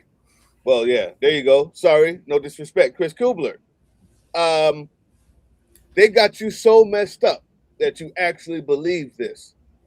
The number one problem is you forget that there's only a third at best of the people in this country who are actually MAGA. The people who won the election were the rest of the people who stayed home. Most people are exactly what Mr. Lava says, is that they've grown up where things are okay now. Do you know that the minute that the black people had the Voting Rights Act, we had like 80% turnout, and the very next one went to 70, and then the next time it was at 50. Because once you have it and everything is good, once you have a little bit of the money, you got to do a little color TV, and you got a 2-car garage, you got your little job and your little taxes, and you have just enough, a little bit of insurance, everything is okay. You can go back to watching Housewives again. You don't have to check in with the other stuff. It's not that big a deal. You know what? I got clean streets. We've got internet where I live. Everything is cool. Sometimes. Right. Well, for the most time, the people who don't have it are voting MAGA, and they're really, really locked in to what Fox is telling them. Those people that are on the couch need the moment that I'm talking about to get back in the game. That's the difference. I hear you, Mr. Kubler. I hear you. But don't let them fool you. That's a very small percentage. Those are highly motivated small percentages. The unmotivated reality is most of the people who see what's going on now see it for the first time and are looking around like, what the hell happened? How did it get like this? Because they weren't watching Sons of Liberty the whole time. They weren't looking at Political Drain for the past 2 years. They weren't doing that. But they're watching now. And so now is when this moment that I'm calling for, that Democrats know need to be done. That's why more of them are getting out there. It'll have to be done now. And the minute that it gets to the point where there is no way to look away, when it gets to the dogs and the hoses, or whatever that equivalent is for this time, those people that sat down and said, it doesn't matter, will realize, damn it, it matters. Because these MAGA fools, these knuckle draggers, these mouth breathers, these mountain dwelling idiots that have rolled down from the heights of their fucking mountains into the dirt with Marjorie Taylor Greene at the bottom of it, are not the majority. We are. Most of us are just complacent. Most of us are just, and matter of fact, even most of the people in those mountains aren't with them. I've seen them before. They're about that freedom. Really. Go talk to someone in actual in one of those same mountains that I'm making fun of. They're not even magnet. It's the motivated ones. We are the majority, I promise you. We just need to wake the rest up. That's what this moment does. So I wanted to give you some hope there, and you can chime in on that, sir. Yeah, I just that was I know that was a great speech. I don't know. It's just, yeah, we have it, and we've been here. That's the thing, you study history, like I said, we've been here before. The women's suffrage movement, the gay rights movement, these take time. And I'm not calling for incrementalism, I'm calling for not losing hope and not losing faith. And that's why when Trump was elected again, that was the first.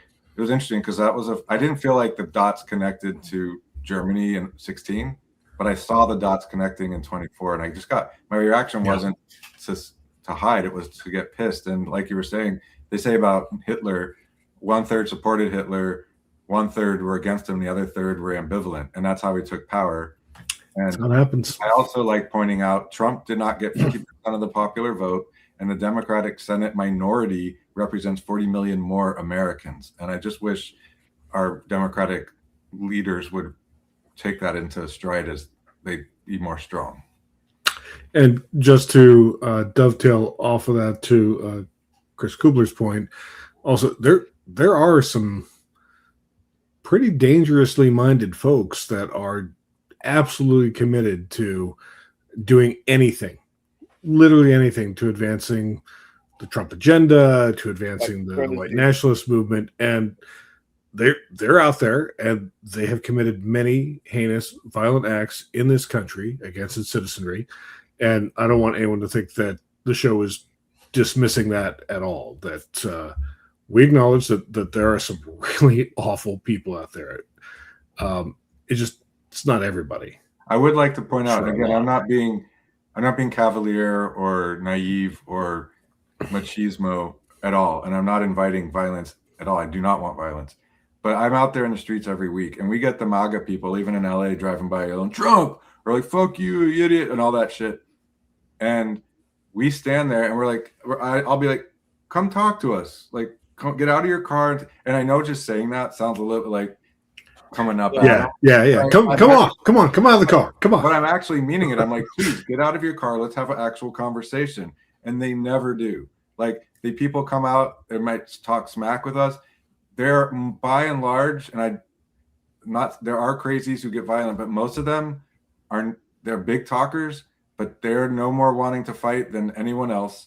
And we need to not be intimidated by it. Again, I know there's some crazy and all that, but especially for people who maybe are not wanting to get involved, because it's don't be afraid, because they're like the guy who, like Heather Heyer, after the Tiki Torch March in Virginia, that guy did drive through a crowd and kill her. Like, it's real. But the more of us that show up, you guys know the first follower theory. It kind of went around on the internet with like the guy dancing at the music festival. Did you see that? Yeah. It's saying basically that movements don't change because of one brave leader. They start because of the first follower. It's the person who joins that guy and gives it legitimacy. And in this video, one guy is doing the goofy like hippie dance, and the next thing you know, another guy joins him, and then there's 500 people on this hillside throwing this rave way apart from the stage. And I just think that the reason that flew around is because it's true. And courage is contagious, and cliches are cliches for a reason. And we have this, like, those people who went down to the Department of Education should have said, are you going to put hands on Maxine Waters? Because Maxine Waters got Bill O'Reilly kicked off there because he talked about her hair. It's like people forget that was the straw that broke the camel. Black Twitter took him out, and people just need to remember that they're like you were saying, we have the numbers. and we just need first followers to give it all legitimacy. I promise you that their violence and their idiocy and their lust for watching people get hurt is very real. All I'm saying is they're gone. Whatever, however many of them can be changed over, that's for someone else with a bigger degree than I have to do. I just happen to know that there's 2/3 of the country. There's an entire third of the country that that makes them insignificant. That makes their lust for this stuff insignificant. That will show you what Jimmy Kimmel showed you. That will show you what it means to lose the base of that many people. And when that actual many people are against the other lower third who still believe that they want to see some violence or whatever the heck it is, and that they're cheering for it, there's money to be lost, there's face to be lost, there's votes to be lost, there is integrity, whatever is left of whatever journalism to be lost. And even when you look at January 6th, I wonder if everybody remembers that day. Think back to that day. There was no such thing as a denier. What there was a bunch of people on the right and the left saying, this is ridiculous. I never saw this coming. This is unbelievable. This is the worst day in America. Right. All over Fox News. Everywhere. That was it. Because there was a standard that had to be met, and there was a level of disgustingness that couldn't be tolerated. And that has to be found again. And unfortunately has been pushed further and further, but it's still there, is all I'm saying to Mr. Kubler. It's still there. This has to be found again. Do you remember that time when Trump was running the first time? He went to speak it was at a black church. It had like a black female pastor or something. Anyway, he started to talk, and it was supposed to be about a topic, and he started doing like the campaign and slander. And the black woman pastor comes out and she stops him. Well, at the dais, she's like, "Sir, we don't talk about that. Like, that's not what." And Trump was like, "Oh, I'm sorry." Like, to me, that's always been the video of she was very peaceful, she was very nice about it, and she was very firm, and she was strong. I'm going to post that again. I think we all need to. I've always loved that, because that's an example of standing up. Doesn't mean we're violent, doesn't mean we're rude, but we're strong, and we do not back down. I love that video. Love it. Usually this is about the time I leave. I mean, usually your power doesn't last this long. This is a lie. We just had someone lose their power, and it wasn't me.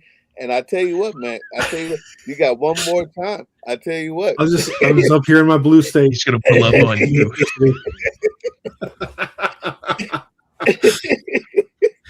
Yeah, one more time. My blue state electricity, my functional football team. Oh man, you had to go there. I don't know. I'm a Green Bay fan, and so we're doing just fine, but man. You have many good qualities besides that, so right. I don't hold that against you. But my poor wife, who's a Falcons fan, long suffering. We're hoping we're hoping the best for her this season. It's the NFC South. I mean, it's like, which team's going to make it to just under a 500 record and thus get into the playoffs? So that's the NFC South in a nutshell. All right, team can lose slightly less than the rest of the teams in the division. Despite my machismo, there's one person who I will not denigrate on this show or get the angst and ire of, and that is my wife. Go Falcons. I will see you guys. See you, Doug. Have a good one, guys. Thanks, Joe. Good to see you again, my friend. All right. Where were we then? Before or during when you guys were talking about the sports balls? We talked about lots of things, honestly. There was a whole bunch. You missed a lot of the show tonight. You know, it was wild. Like I was sitting here, and all of a sudden, there's like this big flash of light, this peal of thunder, and the power goes off at the exact same time. And with it, the internet. So it's funny how that works. Yeah. It's back up now, though, so. It's always a plus. Something What did I infrastructure miss? projects. Can I get back brief? Did I miss we talked anything? about the issues. We talked about gun violence. We talked about healthcare. We talked about affordability. We covered a lot of ground. I feel like there's a lot of issues that haven't been talked about, and it's interesting because I feel like primaries are. It's more about what we are talking about, like fight and vigor, and less about policy papers. Which is weird because you'd think the primaries are the point where people are making the decisions about who best represents them on policy. I did do some videos that, like, it was one of my most popular videos so far, called Running for Congress. And I literally run up to people who are jogging and ask them what are their top issues. And it was really popular, and it was a pretty big consensus. I mean, healthcare, affordable housing, and this being LA, ICE out of LA, those were like the big three. So it's people want to talk, and it's I also find like a lot of people, their entry question is AIPAC Israel, but if you're able to peel that layer off, then you get to like the other issues, like stuff that affects us day to day. And yeah, it's been great. Like on Donnie Mount moment there. What's that? Well, you were relating, people will go up to him and be like, "Are you really Muslim?" And he's like, "Yeah, let's talk about the rent and stuff like that." And I feel like that's your moment. It's like, do you take IPAC money and then, no, let's talk about. Yeah. That's interesting. I've actually gotten my yard sign. It's hard to get a yard sign up. I wouldn't put a yard sign up for someone I just met, but I've actually done it with some Reagan Republicans, and they say, go ahead and put it up. And I'm like, are you serious? I mean, we've been talking, we have to spend time talking, but that's like really gratifying. Not in a vanquishing way per se, but it's just like, I went like north of our district is like, we have West Hollywood and Hollywood, which is one way of the world. And then over the mountains is Acton and Agua Dulce. That is like ranches and horses, and it's more conservative. And I've set up at the hardware store because that's where the people are. And I was talking to Trumpers, we talked for like 30, 45 minutes, and they were like, we like you. Like, because once we actually started talking, they saw that I wasn't like a defund the police, woke monster. No, I like, we actually agreed on a lot of stuff. And where we disagreed, it wasn't by orders of extreme, it was like by shades of gray. And that's been a fun part of campaigning, I gotta say. Is it just, again, it's what fuels hope. It just feels, on a pure feel good level, it feels good to connect with people. It's great to hear too how you can go into those spaces and be able to interact with them, because we see such a polarized electorate, such deep reactions, especially when you're talking about the whether it be leading figures or just the generic, party labels, Republican, Democrat, that the visceral reactions, the negative reactions are always such palpable, so strong, just so, oh, I hate those guys, they're the worst thing ever kind of thing. And it's like, we become a nation that reacts, we are reacting away from everything. There's nothing really that I should say there's nothing. There's very little that we react positively to, that we can support or find that common ground in, like you've been talking about. So it is very encouraging to hear that you're able to have those conversations, to be able to do that, especially today. There's common ground in Congress, like 85% on gun laws, for like sensible gun laws. I think affordable housing is something, it's not just LA and big blue cities, it's everywhere. And I feel like there's at least a few things that we can find common ground on. And then like immigration, we had a bill in 2014 with Rubio, and he scrapped it himself, his own bill. And then obviously Trump scrapped the bill we had. And notice Trump has had all three branches of government, and they have not passed a comprehensive immigration bill, which is, I think that's not something to necessarily message in the primaries, but I think in our general for the midterm, throw that onto them, that they killed the bill and then did nothing with their 2 years. And I could go deep into my immigration policy, but it's that what they have done is they grossly funded ICE, and then they double funded it with this new reconciliation bill. And people have to remember, ICE did all that crap, and they're out of the news now because Epstein and Iran took over, and Tom Homan came in, and he's keeping a lower profile. But they just doubled their grotesque amount they already had of billions. They're going to use that. And it's, again, we're talking about certifying the election next year, and he's got a Proud Boy army, and we have to be ready for that because, you know, things get crazy in the summer, just every year. That's when George Floyd was. That was the Tea Party's summer. August is going to be crazy, and we just this ICE funding is crazy. And ICE, you know, policy-wise, ICE shouldn't even be in the DHS. The Department of Homeland Security should be about protecting us from terrorism. We need to restructure the DHS. As far as immigration, we need to fund our immigration courts so we can actually process people faster. We need to speed up the DACA Dreamer stuff.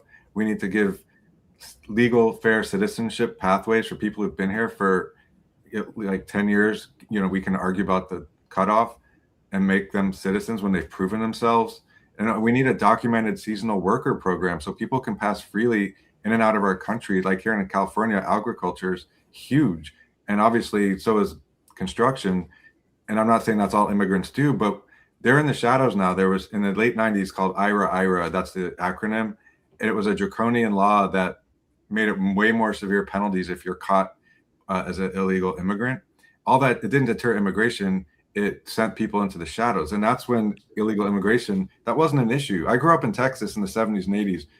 Never was that ever discussed. It wasn't an issue till the late 90s with that law, as well, meaning they thought, you know, 3 strikes out. That was the 90s. And so what we need to do is pull people out of the shadows and be humane and be like, okay, you want to go work on the farms for 3 months? We're documenting you. We know where you are. Thanks for checking in. And then now you can go back home wherever you came from and you bring the money to your family, and everyone wins. Like sometimes the solutions are not hard. You also saw right around that time with that legislation and the 3 strikes and everything was the push across the country towards the privatization of prisons and the for-profit prisons. All of a sudden, we had a real demand to make sure those prisons stayed stocked with people.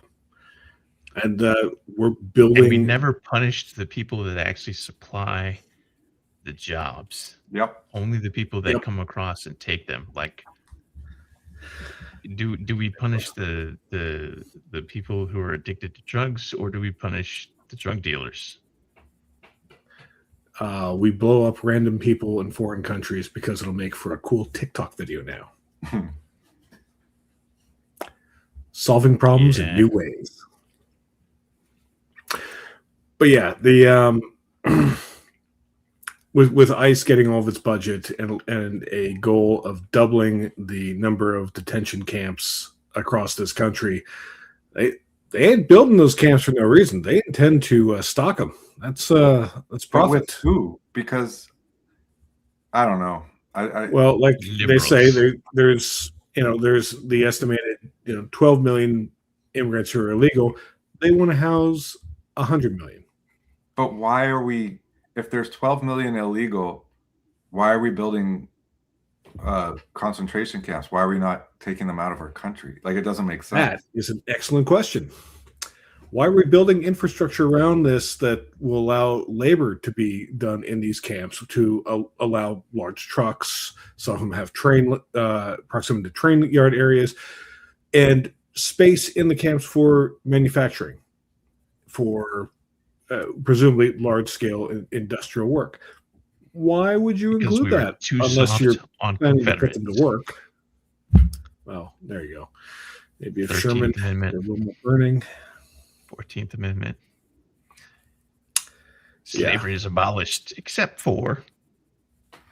Yeah, that's a crazy argument on the 14th, because it's like Congress could have just passed a law in 1866 saying people who are currently slaves are now citizens. But they didn't. They went as far as an amendment, and then in there, that amendment could have said, "This is a slavery amendment. Slaves are now citizens," but they didn't. They very specifically worded it how they worded it. It's ludicrous that that's even an argument that gets air. Yeah. Every April, I talk about this during Confederate Heritage Month to remind people that the Confederates were traitors, and also, we didn't do right by the people that we liberated. We just kind of said, "You're free now. See ya." For those in the comments asking that don't get the 100 million, the 100 million is roughly the number of people who fall into one of the many ethnic minorities in the United States. Yeah, but that's what they're talking about. They want to put every non-white person in the camps. But that means our country's 200. Like we drop our population by 1/3 if they get their way. That just seems like a. Well, no, we're not dropping the number. We're just making slaves out of them. Oh, okay. They count for 3/5 that or something. That's what these guys say.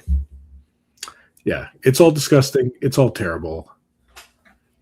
I hate every minute of this. But someone wanted an explanation, so now you do. Now this is a thing you know. You're welcome.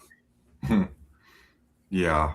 Well, there's a lot of protests out here in California. There's no camps, California. Adelanto and Desert City, there are camps outside in the desert, and people have been doing stage protests.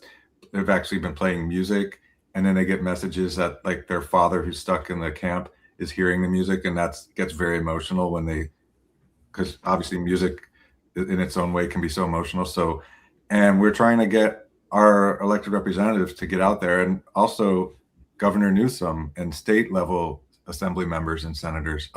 Again, it can't just be Mikey Sherrill one day and someone else the other day. There has to be like coordinated, planned assault. Bad word. I meant that as far as like in a sports term, like a blitz. Go back to football. Everyone, send everyone. And but I mean, as long as they're doing something, like I applaud Cheryl and Andy Kim. They did it, and I don't want to just poop on them. That was wonderful. I just wish it had been more than just them. Yeah, reportedly Cory Booker was supposed to be out there with them and either didn't show or was very, very late and didn't want to get in the dust up. Cory Booker doesn't strike me. Jack's complete lack of surprise. Yeah. That Jack Smirking Revenge is a long time fantasy football name in my league. You play every year? What other? Yeah, it's a league's been going for almost 25 years. Oh wow,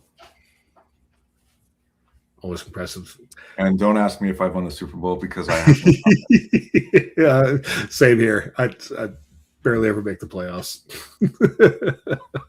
I always have the best draft. I don't understand what happens. It all falls apart. You get that one key injury, and it's just like, no, I've got this guy's going to slide in, and then just 0 points out of him, absolutely nothing, and yeah, it all falls apart. I feel like there's a good metaphor. I assume you do an auction league. It's like spending your political capital, like the guy who spends all his money on Christian McCaffrey or whoever the number one running back is. It's like it's an interesting strategy, and it's kind of like Obamacare. He spent his whole budget on the running back. There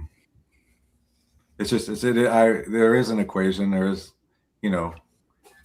limited resources to do things. I do think what Trump has shown is he keeps seeming to spend capital that he never, as far as I'm concerned, ever had. Yeah. But he seems to keep creating more capital. And again, it's the Roy Cohn, never apologize, just keep pushing forward.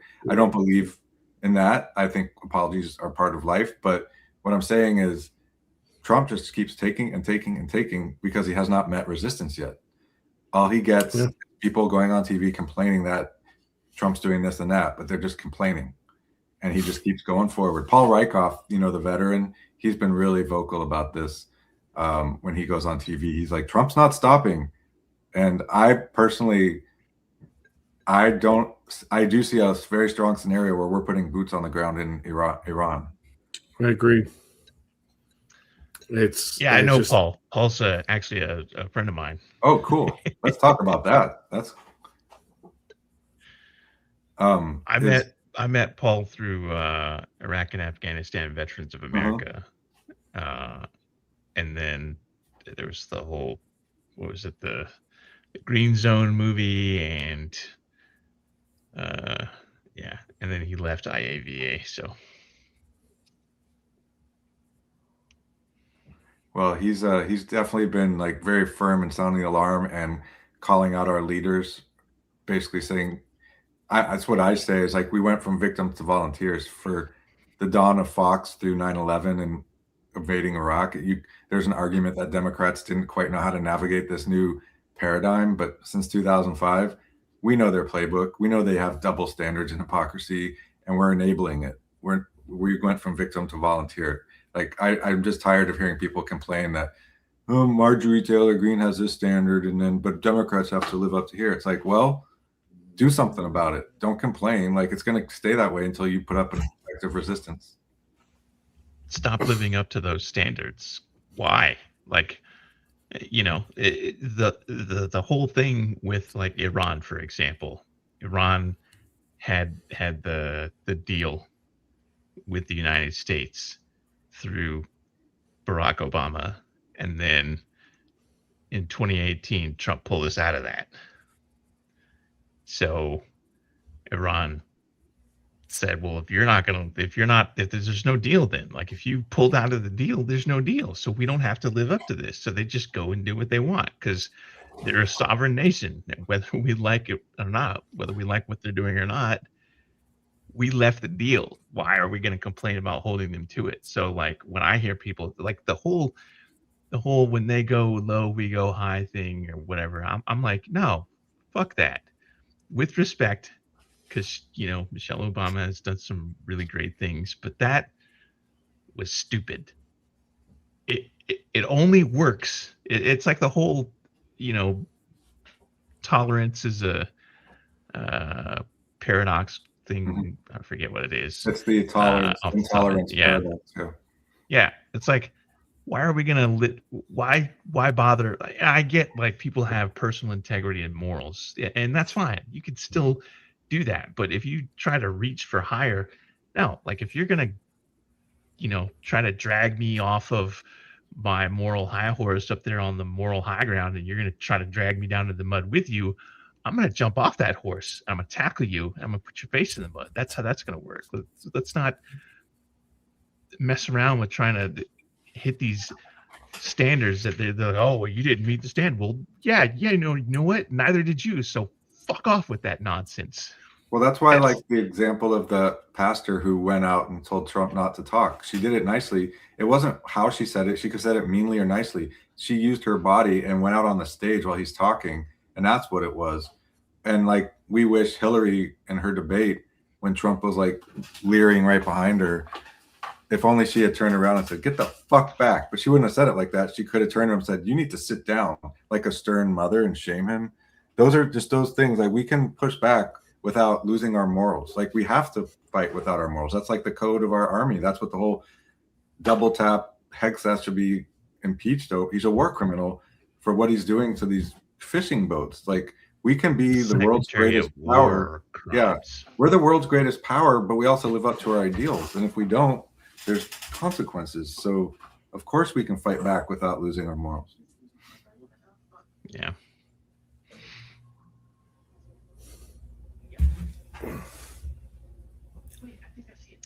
I love the awkward silence. That was a lot of awkward time there. My fault. I know. No, I was like, okay, let's see how long I can make the silence awkward. Like I just in my I was expecting you to respond to that. No, I agree with it completely. I just, like if I'm going to reply to it, it's just gilding the lily. Well, hey, Joel's making a lot of sense. That's what that boils down to. Yeah. I want to, like, I wish that whether they're a candidate or actually in office, would just take that and run with it. They don't even have to run far with it. Just like Kanye said, go off just one time, go off. Like, let's see people that are in office right now show their righteous. Like, for example, I see Bernie Sanders posting on social media is like, this must stop, this must end. Okay, well, we hear you, we agree with you. We're north south tracking like a VCR. Let's go. What are you going to do about it? Because if you're asking me to put a stop to it, I'm afraid I'm going to have to commit a crime. Yeah, to make that happen. So let's use the levers of the machine. And like, what are you going to do about it? That's why I have a megaphone in my logo, because for the term we're currently living under, the Democrats have no power. But either that's like on impeachment. It's like, well, we don't have the votes. So I say, then why are you in Congress? Like, why do you even fly to DC if you can't do anything? Yeah. So but it's like we can still use a congressman has a unique position of way more power than many governors, mayors, activists, state and senators and assembly members. And so we could be advocating at city and state level issues, or just constantly go investigate, inspect prison camps. There's so many things we could be doing with our megaphone, because if you or I on this podcast do it right now, we're just citizens and we'll get arrested and no one gives a crap. If we do the same thing as a congressman, that really it's a way different playing field. It's like we said, like they were not going to put hands on Maxine Waters at the Department of Education. They were not. I think that also shows how far we've fallen as well. That now they're shooting sitting senators with pepper balls and gas spray. I feel like then they wouldn't have. Now they're like, because nobody did anything. They're like, let's push the envelope, see what we can get away with, and then they're like, and that's now we know what's going to keep happening. So exactly. And we saw at this point, it's going to come down to actually like putting actual bullets in actual Congress people before anybody decides, okay, maybe we've crossed a line here. Well, there's a whole, what I've learned, and it's not something I didn't know, but there's like the campaigning performative side of a politician, and then there's rolling up your sleeves and getting into legislation. And right now for all of us, it's very much the performative campaign mode, because I can't legislate yet. But when I like Chuck Schumer, when Trump went after him, he's like, crying Chuck, he's not even a real Jew or something or he doesn't even love Israel. Like, and to me, there's only one response, is you go to the White House and you get in the White House and you sit outside the Oval Office and say, I'm not leaving until that motherfucker talks to me to my face. And if they have to arrest you, they arrest you. And again, this is just like, we all have our different fantasies of how we fight, but it's like when Chuck Schumer when you let a guy talk to you like that and you just smile or pretend you don't hear it, it is the definition of weakness. And that's the same what just started with John Kerry with Swift voters. He should have called them out and said, all of you behind this shed right now, we're having it out. And he didn't. And it's just been this ongoing thing of where Democrats just look weak and Trump's just constantly punching them and calling them names. And it's one thing to call you Sleepy Joe, but when you call him Crying Chuck and you call it his religion, and it's like, if you can't take that, and if you accept that, you are enabling the abuser. Well, the one example that always comes to mind for me is when he was making fun of Ted Cruz's wife, and then Ted Cruz comes out on stage and basically kisses the ring like in front of the world, like, you a bitch. Well, that's what Trump loves to do. I've always wanted to come out with a video, and I haven't. Well, since I've been running, but it's like the Japanese rape fantasy, which is, the crazy monsters with the tentacles or the evil guy. I studied Japanese New Wave cinema in college because I'm a film major, and it's sort of like the rapist becomes the lover. So it's like Trump loves nothing more than having someone who fears him then succumb to him. So like J.D. Vance and Rubio and Lindsey Graham, he loves that because he has vanquished them. Whereas like other people who've always been in his camp, he can't control them because he doesn't have leverage on them. They're just devoted, but they could always leave.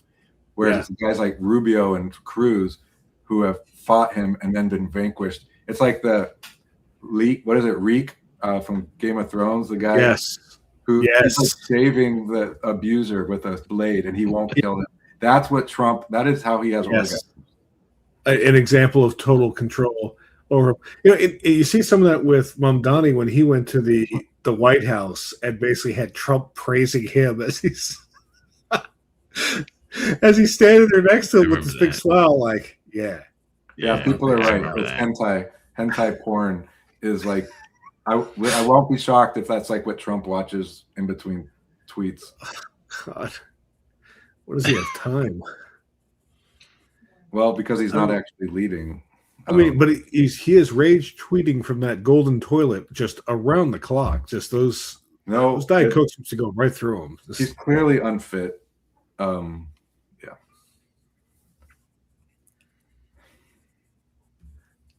Yeah, I agree there. Kubler, Mamdani absolutely played him like a fiddle. And it was an impressive masterclass to witness. Well, but you've seen Trump around other people too, like his like guys out of Central Casting. He's recently like, you're very strong, you're very muscular. Yeah. And it's just like, what is happening? There is this weird, inherently subservient streak through him that wants to be, be praised and be part of the group because the group is so much better and because he's being accepted into it, whether it's the beautiful people, the powerful people, the rich people. He wants to be in that circle so badly and have them, tell him he's a good boy. And it's just written all over his face. And it's like, it's this weird, Rubik's Cube. He just can't quite seem to figure out how to solve, how to be in the group, how to do it no matter what he does. President of the United States, in the billions of boys. dollars. Quite get there. Well, the foreign leaders sure know it. They know exactly. Yeah. What to play. You think Speaking of playing him like a played fiddle. him like a fiddle? Yeah, he did. Well, President Xi and all those other leaders, and then frickin' Apple gives them like gold and whatever the F. It's like everyone knows how to play them except the Democrats. It seems like. Yeah, it's frustrating. I feel like So they frustrating. know. They're just not. They're like, I'm not gonna get over there and tell that guy how great he is. I can't blame him on that part. Like, if I had the opportunity, I would be like, no, fuck you. You're a piece of shit. Fuck you. I hope you die. Well, And I no, hope I'm it hurts. saying Democrats could they could do it in other ways, but yeah. That's why I don't run for office, because my whole existence would just be like the warpath until there's an obituary. And there's, also the, questions about your sordid past and. Oh yeah, there's also that. That's the primary reason. That'd be funny. It make great YouTube videos at least, because I feel like you would just go out full guns blazing on it. Like, yeah, so what? How about this? Well, true. I would. That's kind of what's happened with Plattner. It's true. Elaborate. We have yet to see it work with him. I mean, I'm Jewish, and I actually don't have a problem with his tattoo. I do have. Let me rephrase that. I have a problem with it, but he was in the military. He was 21, and I saw the original tattoo, and I consider myself to be somewhat of a knowledgeable of what Hitler and Nazi tattoos are. I was like, I haven't really seen that one. And then I grew up in Texas. There's a lot of ignorance, and I never took it personally. I'm like, I don't expect people to know about a small percentage of the population. Like, it's not their job to know. It doesn't mean they're bad people. And so he kind of had it, and then maybe people told him, that might be this or that. And he's like, look, I got it with my brothers. I'm not going to get rid of a tattoo that bonds me with my troop. And I didn't even know what it was, and I don't look at it that way. And then it became a thing, and he actually covered it. And I'm a big believer in teachable moments and space and grace. The fact that he acknowledged it, covered it, to me says way more than a lot of stuff which I've encountered on the left. There is soft anti-Semitism. There's soft racism. I've seen it. I've experienced it. And some people say it's like both sides have it. Only the Republicans are open about it. So again, when the whole umbrella of this talk is like, we have our past that are flawed. And just like Mamdani owned his beliefs. I think if we own our flaws openly and transparently, forthrightly, I think that kind of gives us a pass. Not a pass. It shows we're humans and imperfect, but that it refocuses what we care about policy-wise versus focusing on something we did when we were 19. My problem, though, with me specifically, like just my shit, is that I would say, hey, I'm running for, Virginia District 1, North Carolina District 5, whatever, Georgia District 10, whatever the thing is. My name is Big Sarge, and I'm running for office because yada yada yada. However, before I tell you what it is that I believe and what my platforms are, I need to get ahead of a few things first. And then what would follow would just be from that day until election day would be me going through each individual thing in my very, very misspent youth and also adulthood. All the many things that I've done. Maybe I would never get to talk about the issues. Maybe start at school board or city council first and then work your way up. Yeah, I don't think I have the patience for politics, because I would get in there and somebody would try to bullshit me about something. I would just, ma'am, sir, are you bullshitting me? And then I would be censored. And but you remember Barney Frank just died, and his remembrances, he didn't always put up with shit. Like there's a way to do it, is all I'm saying. And we grew up, or I grew up in the 20th century, and there's that way of politics, and we're in a new way. Certainly Trump has broken those doors down, and I think there's a way to be more real and more respectfully defiant than there was in the past. Social media has given us a permission structure. There's all sorts of ways that I feel politicians, and definitely Democrats, can adopt and moving forward. And so I think you would make a great candidate.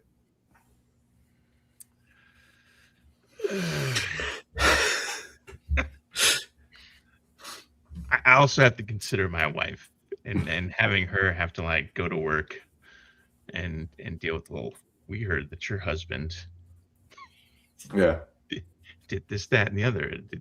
There's a level of scrutiny there that she's just not gonna be like, you know what, I don't want your shit getting in my shit. So out of respect for her, it's another reason. Like I have a couple of big reasons. That's one, because I'm not trying to get smothered in my sleep. Look at the comments. People are saying they're already lining up to volunteer on your campaign.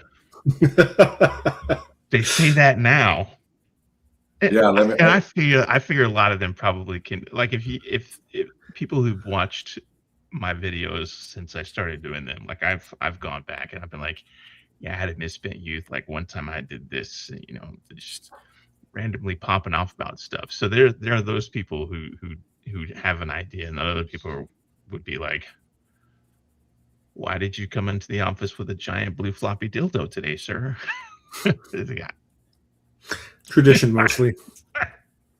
Yeah.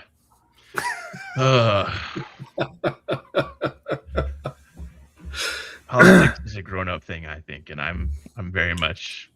But isn't that a major topic of your podcast, politics? It is. It is. I could definitely talk about politics, but like if I were to go out and try to like talk to people about legislating morality, I think I would encounter some people that were like, so don't legislate morality. Leave morality in the private. Right, where it belongs. That's your campaign.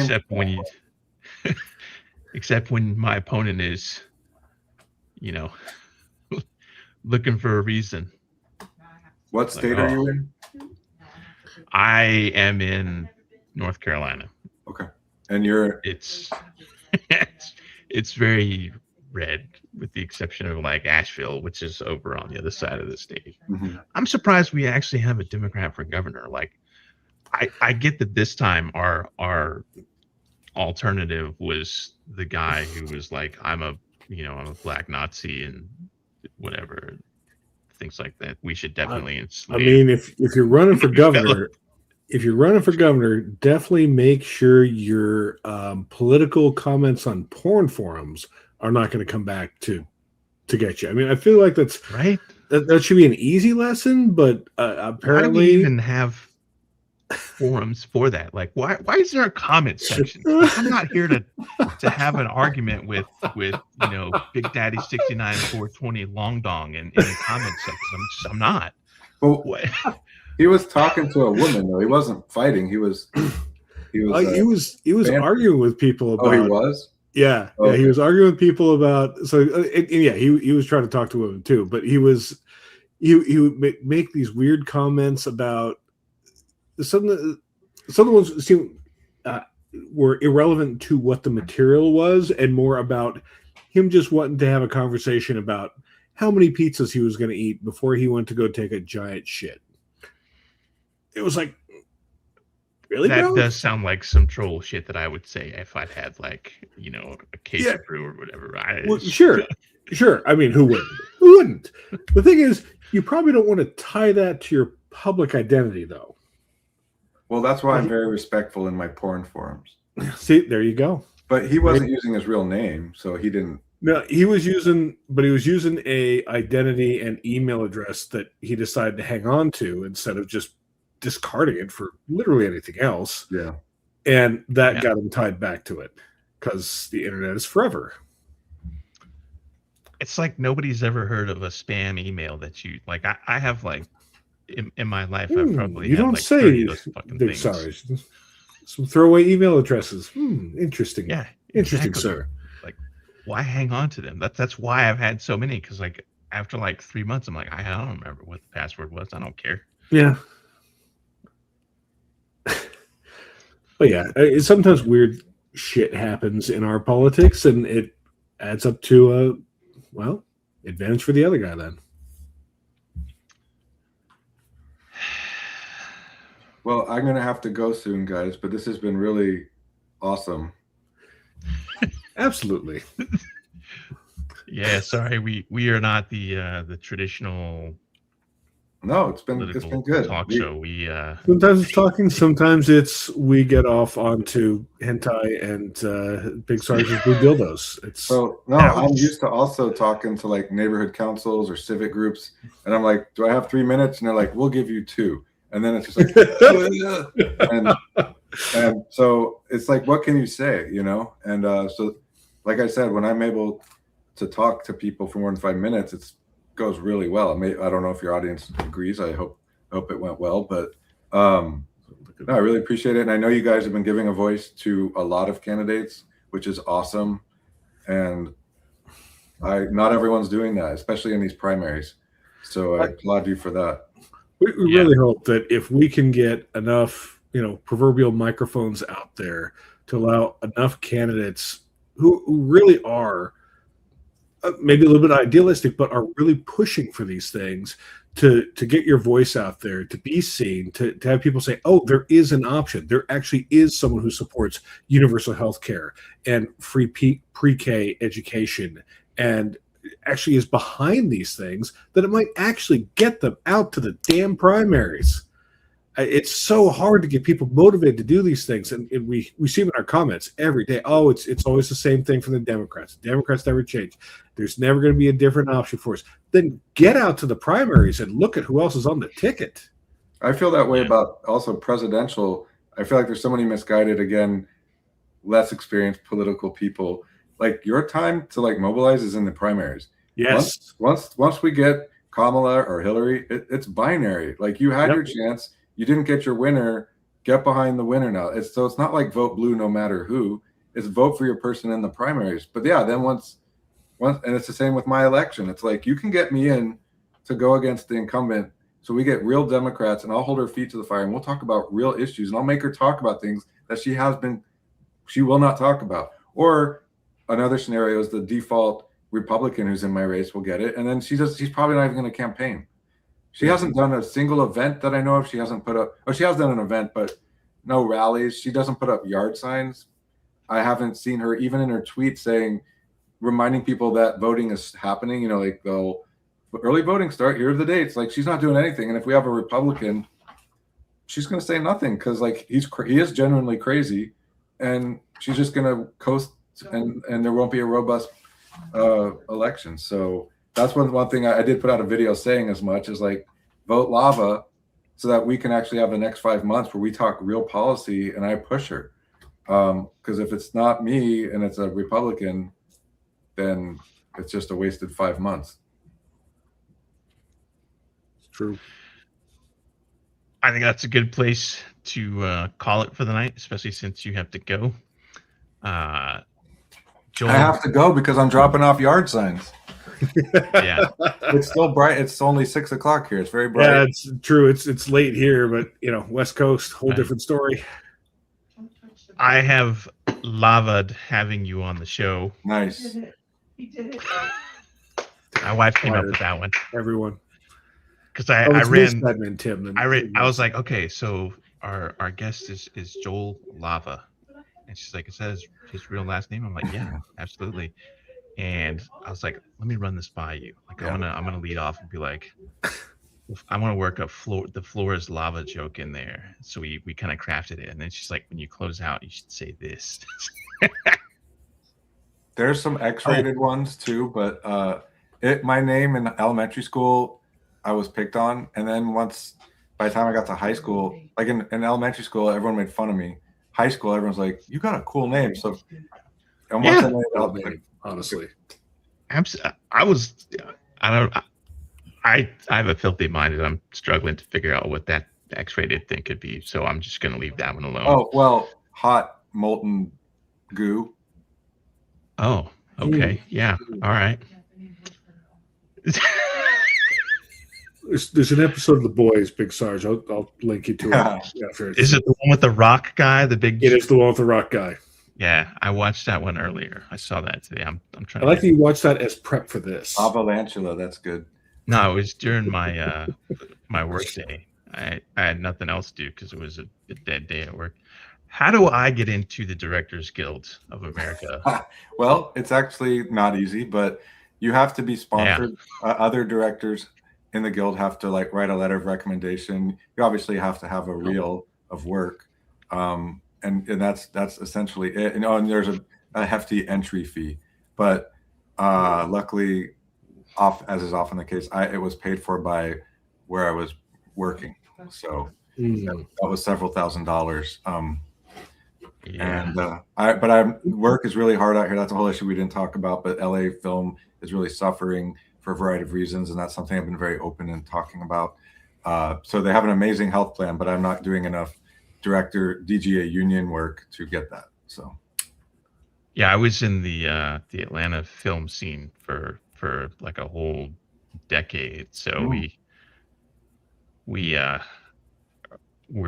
a lot of people that they're primarily background. Like everybody comes to Atlanta and takes all the locals for background for this, that, and the other. But a lot of those guys have actually made it into things where they get like speaking roles and things like that. And they always come back and they're like, oh yeah, I'm not moving to LA.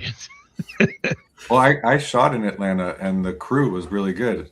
I had a good experience. Yeah, there's some world-class talent down there in Atlanta, and North Carolina. I haven't. When I moved here, I was like, I got to shoot at North Carolina on a stage, but it was actually owned by.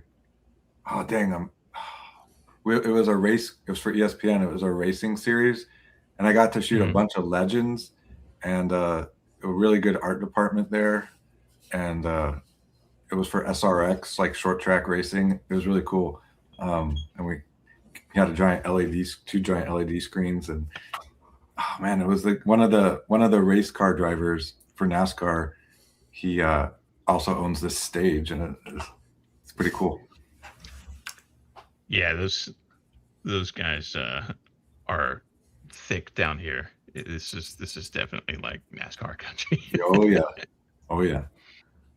I'm more of a F1 IndyCar, but anyway, time to deliver some signs.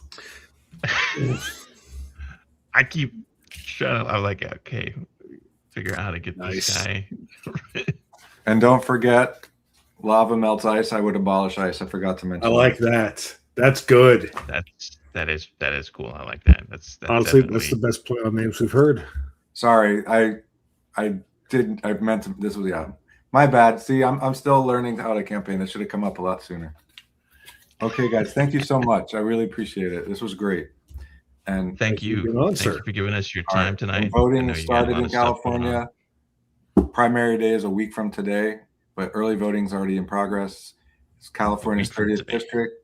That's West Hollywood, Hollywood, Silver Lake, Los Feliz, up through Glendale, Burbank, and a few other areas. So if you know anyone there, please publicize. Outstanding. Absolutely. All right. Take it easy, guys. Thank you. Bye-bye. We will follow up with you when you're after the election, and since it's like next week. Love to have you back on. I hope that I will be with big smiles if that's the case. Okay. When, not if. Yes, I will. Thank you, Sons of Liberty. Bye-bye. All right. That's going to be our show for tonight. This is the first show that we've ever talked about hentai. It's not. It's not? It's not. Wait. All right. I'm going to have to go watch some back episodes, I think. All right. Run it back, fam. That's our time for tonight. 2 claps and a Rick. Woo! The end. Time for the throat punch.